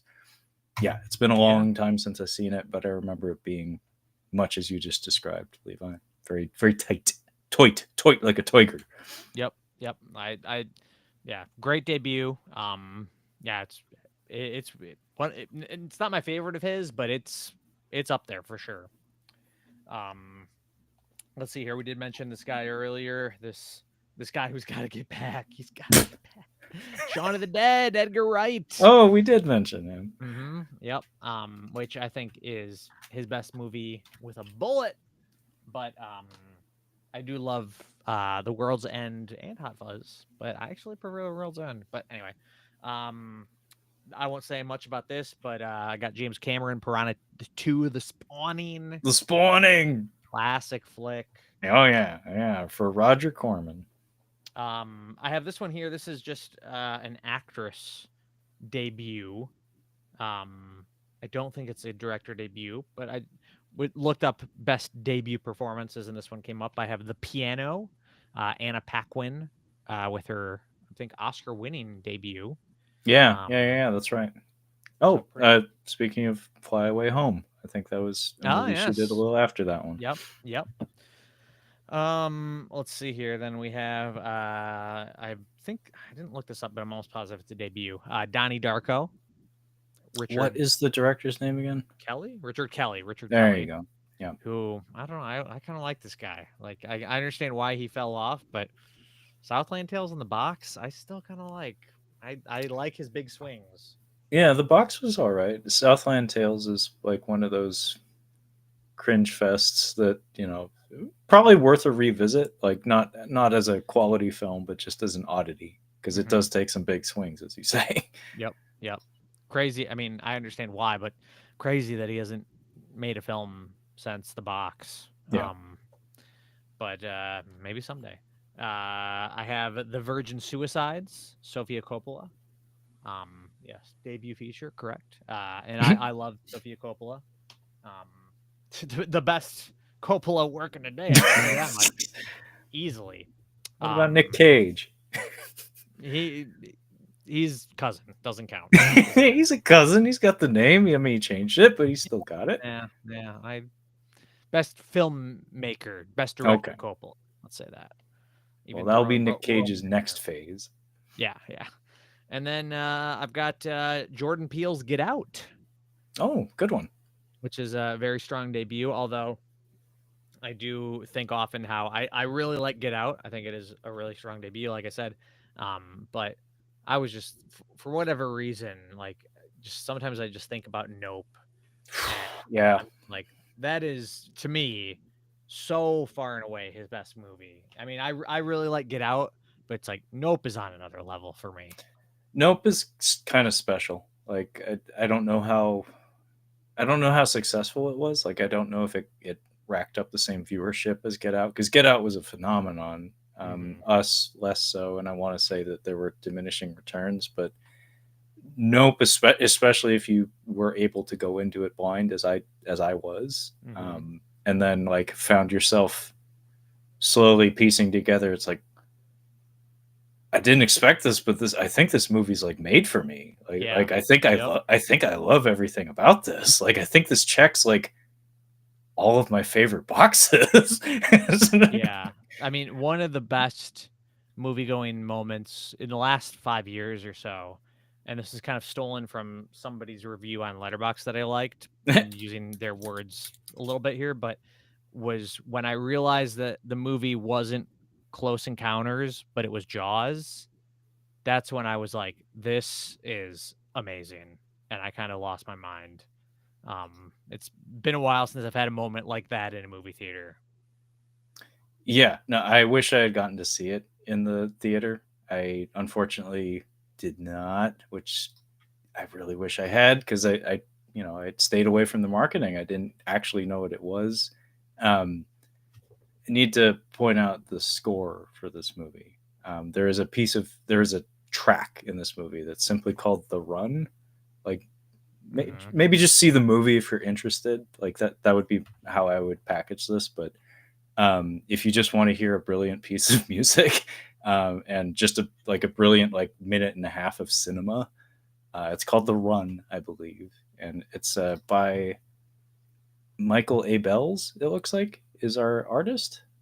Um, Look it up. It is worth a listen. It's spectacular. It really just like gets you. Hmm.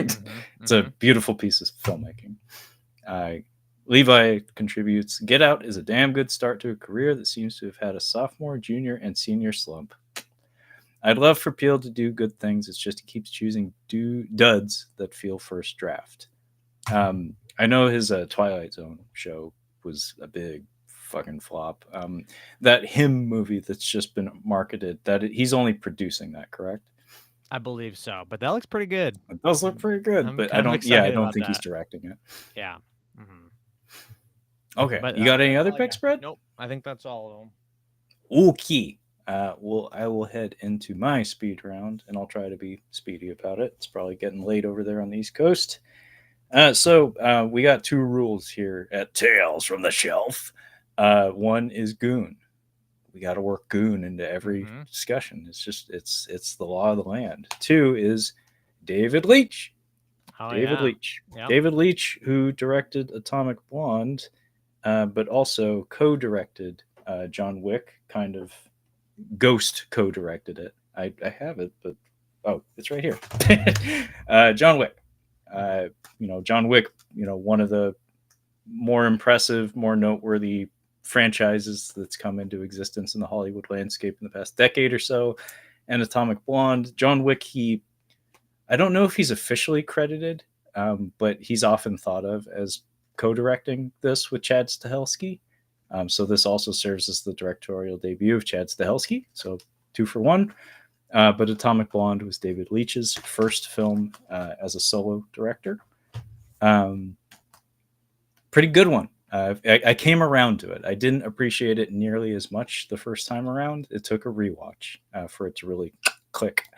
Um, I have Santino. If you're still in here, you're probably not. Shit, it's too late. This is a strange one. It's weird that I own this movie, but I do because I own all these movies. Venom: The Last Dance.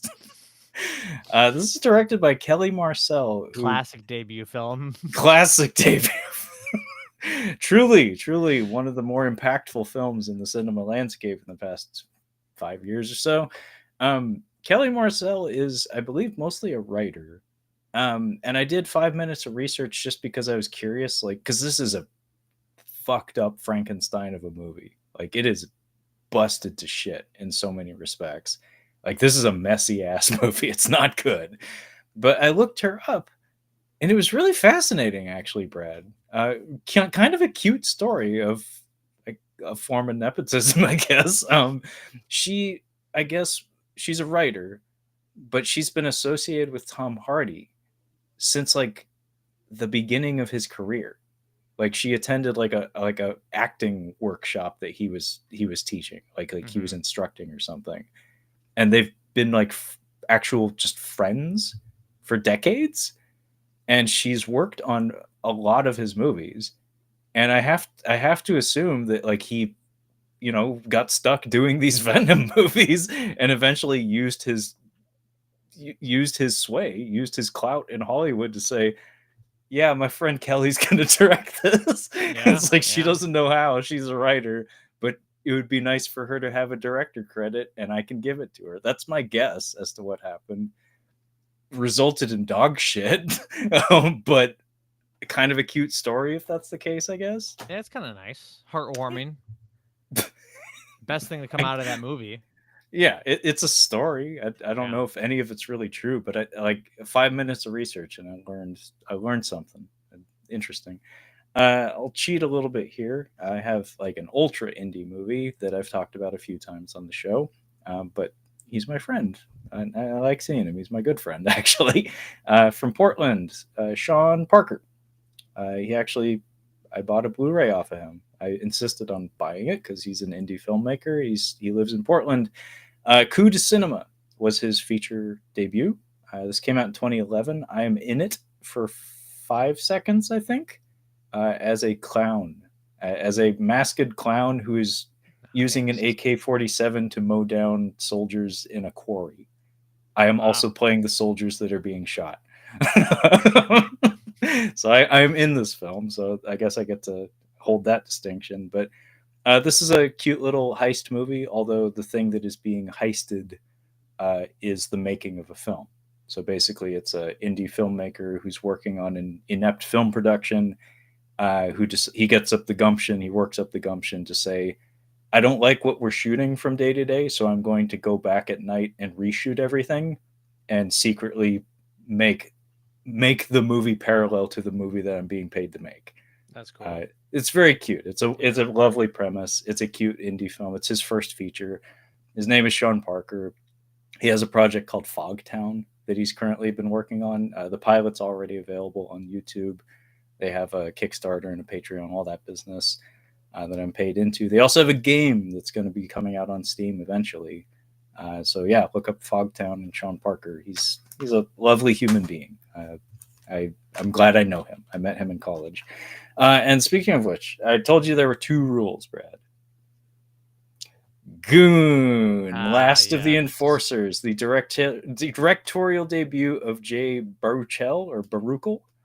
I Mhm. don't actually know the pronunciation there, but one of your buddies is really into How I Train Your Dragon, right? Or How to Train Your Dragon. Is that right? Mm, Is it I like don't Matt, like one of those guys? I think, Lydia, Matt's wife, There maybe, you go. is into it, I think. He plays the voice of the protagonist of Yeah. those movies. Skinny guy, Canadian. Yeah. He is like I think he wrote the first Goon, and he has a small role in it. And he directed this, so he got promoted to director. Kind of like a Sylvester Stallone kind of situation, I guess. He took the reins. But yeah, Goon 2, Last of the Enforcers. Um, Rolling right along, I have a documentary here on DVD.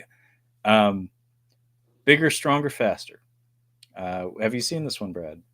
I haven't. The name's familiar though. It's about performance enhancing drugs, Mhm. not strictly steroids. They talk about beta blockers and other such things as well.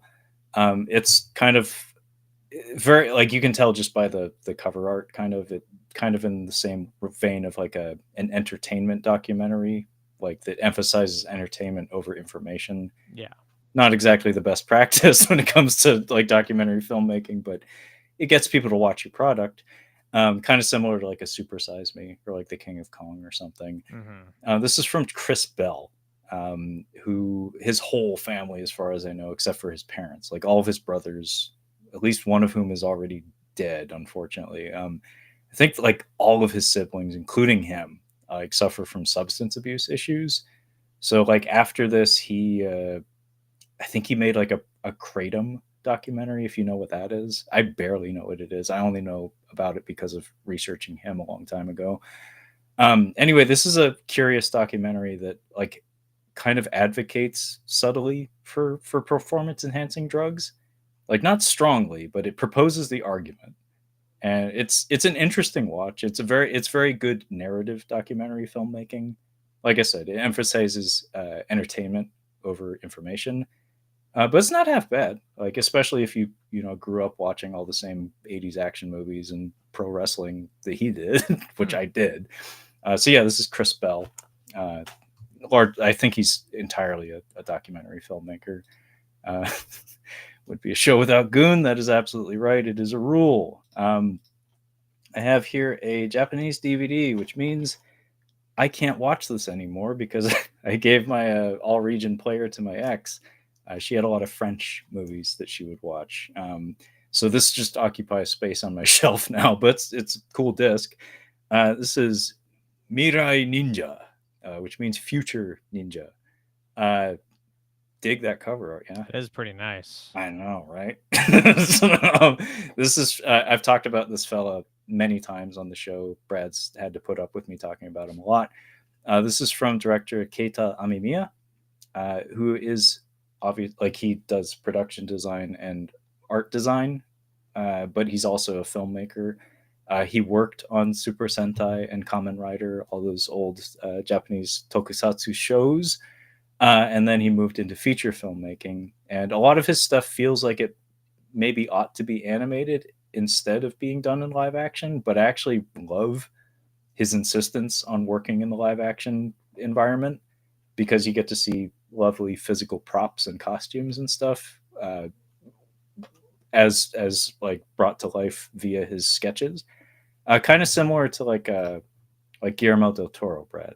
Like Mm-hmm. Del Toro famously has like notebooks and sketches that he does for like every movie that he works on, and you Right. oftentimes like he's published a lot of these sketches and stuff. Like you can see almost like one to one where it's like, oh, he dreamed up that character and they put it in the movie. And obviously, he didn't do the final design, like he Mm-hmm. didn't make the actual prop, but the inspiration came from him.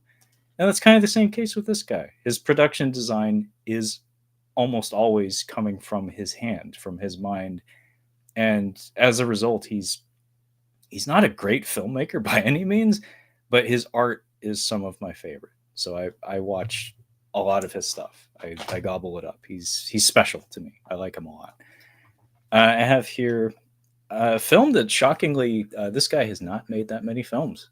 It's interesting though to look at his filmography. This You might actually want to check this out, Brad, because I know you don't do anime really. Like you don't give two shits about it, but this one's different. Like this one's unique. This is Jinro, subtitled "The Wolf Brigade," and it's kind of like an alternate history version of Japan. Like obviously, like you can tell just from the silhouette, there's a little bit of a Nazi influence going on there. Mm-hmm. It's basically what if Japan remained remained imperialist, remained fascist, kind of in like beyond World War II. This is from director Hiroyuki Okiura. who this was his directorial debut, but he'd been working in the animation industry for over like about 15 years prior to making Mhm. this. And he's only made, you could count on one hand the number of films that he's directed, but this is a hell of a movie. Really? Like he did a bang up job with this. This is kind of a special movie in a lot of regards. But it's just fascinating that he worked as like a animation supervisor and an artist. So he would actually do the cell animation. He would do supervising and assistant directing work. And very, very, very seldom did he ever step up like into the big chair, into like the full directing gig. And that was his first one, and he did an amazing job with it. I have here Legendary Assassin. This is a Chinese film from, I believe, mainland China. But this is starring and directed by Wu Jing, who, again, we've talked about him many a time on the show, Brad, or I've talked at you about him many a time, Brad. Mhm. I know Wu the name. Jing, who started out as just Kung Fu Man. Like that was, he was just the guy who did martial arts and was maybe a little bit taller than your average stunt performer. That's all I ever thought of when I thought of him. Flash forward 20 years later, and he is the box office king of China. This guy did the Wolf Warrior movies. He did the Battle Lake Changjin movies, which I think at the time, Wolf Warrior 2 like made the most money of all time. Battle at Lake Changjin made all the money again. The Wandering Earth made all the money again. Like this, he is the box office champion of Chinese Mhm. cinema, and I don't get where it comes from. It's a little bit of a charisma vacuum, if you ask me. But this was his directorial debut.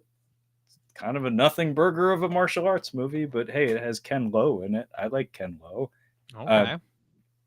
if you don't know who that is, Brad, Ken Lo is he's the final antagonist, the Kiki guy in Drunken Master 2. Oh, okay. Yep. Yeah, Ken Lo, we love Ken Lo. Ken Lo is great. Yeah, I know Um, you've brought the name up before. That's why it sounded familiar. So.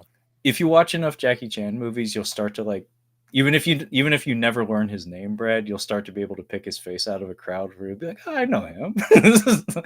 That's part of why I love martial arts movies, is because it's a very small community like of stunt players. So you start to get to know like everybody at a certain Mhm. point.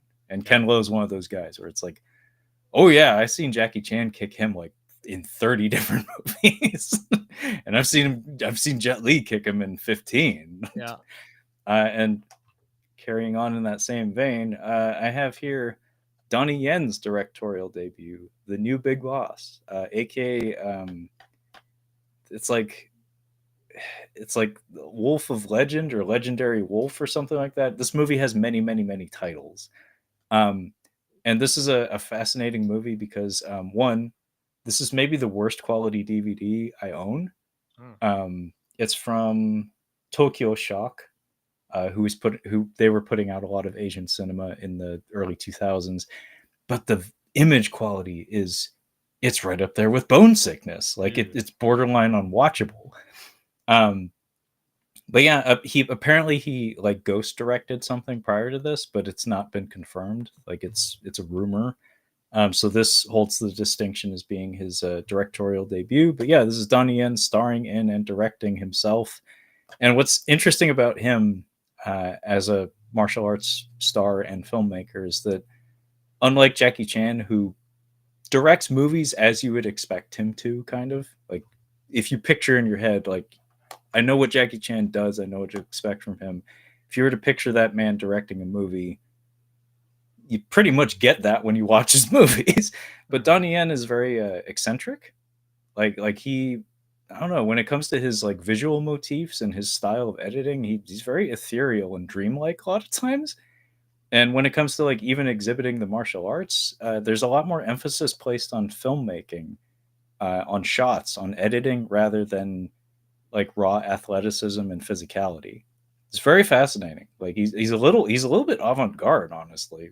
Even though he's making like kind of conventional action movie fare, there's a little bit of like a artistic spin on it that is very unexpected. And he doesn't direct that many movies. He had like a spell in the 90s shortly after that where he did about 3 in a row, like one each year or something. And then he just stopped dead for like at least a decade or something. And he actually his newest movie is actually coming out on Blu-ray in May here, Oh, like in really? our region. It's called The Prosecutor, and it's got pretty good reviews. I think I sent you a trailer for it a long time ago. Okay. But yeah, he's apparently back to making movies because Sakura was 2023, so that's about one a year because I think Prosecutor came out in 2024. So he's Hmm. officially back to directing films, and Nice. he's got the John Wick spin-off coming out sometime down the line. I don't think he's directing that, but they are doing a movie centered around his character from John Wick 4. So he's keeping busy, even though Yeah. he's Yeah. an elder statesman. Doesn't look it, but he absolutely is. He's what, in his 60s at this point? Really? He's a contemporary of Keanu Reeves at the very least. Yeah. Yeah. Yeah. I mean, you're probably right. It's just that's he looks great. Yeah. TRT and HGH help out, man. It's like stem cells for life. He's got all the good drugs, I'm sure. Yeah. Okay, well, I think I'm about tapped out. I have like actor picks, but that's we mostly stuck to directors, so I'll just cut it there. Give us one. Give us one. I Give I us I threw in Anna Paquin. Give us one. We got to even it out. well, Who I'll is give you your Anna Paquin? my Anna Paquin. Um, well, you twisted my arm, Brad. Jesus.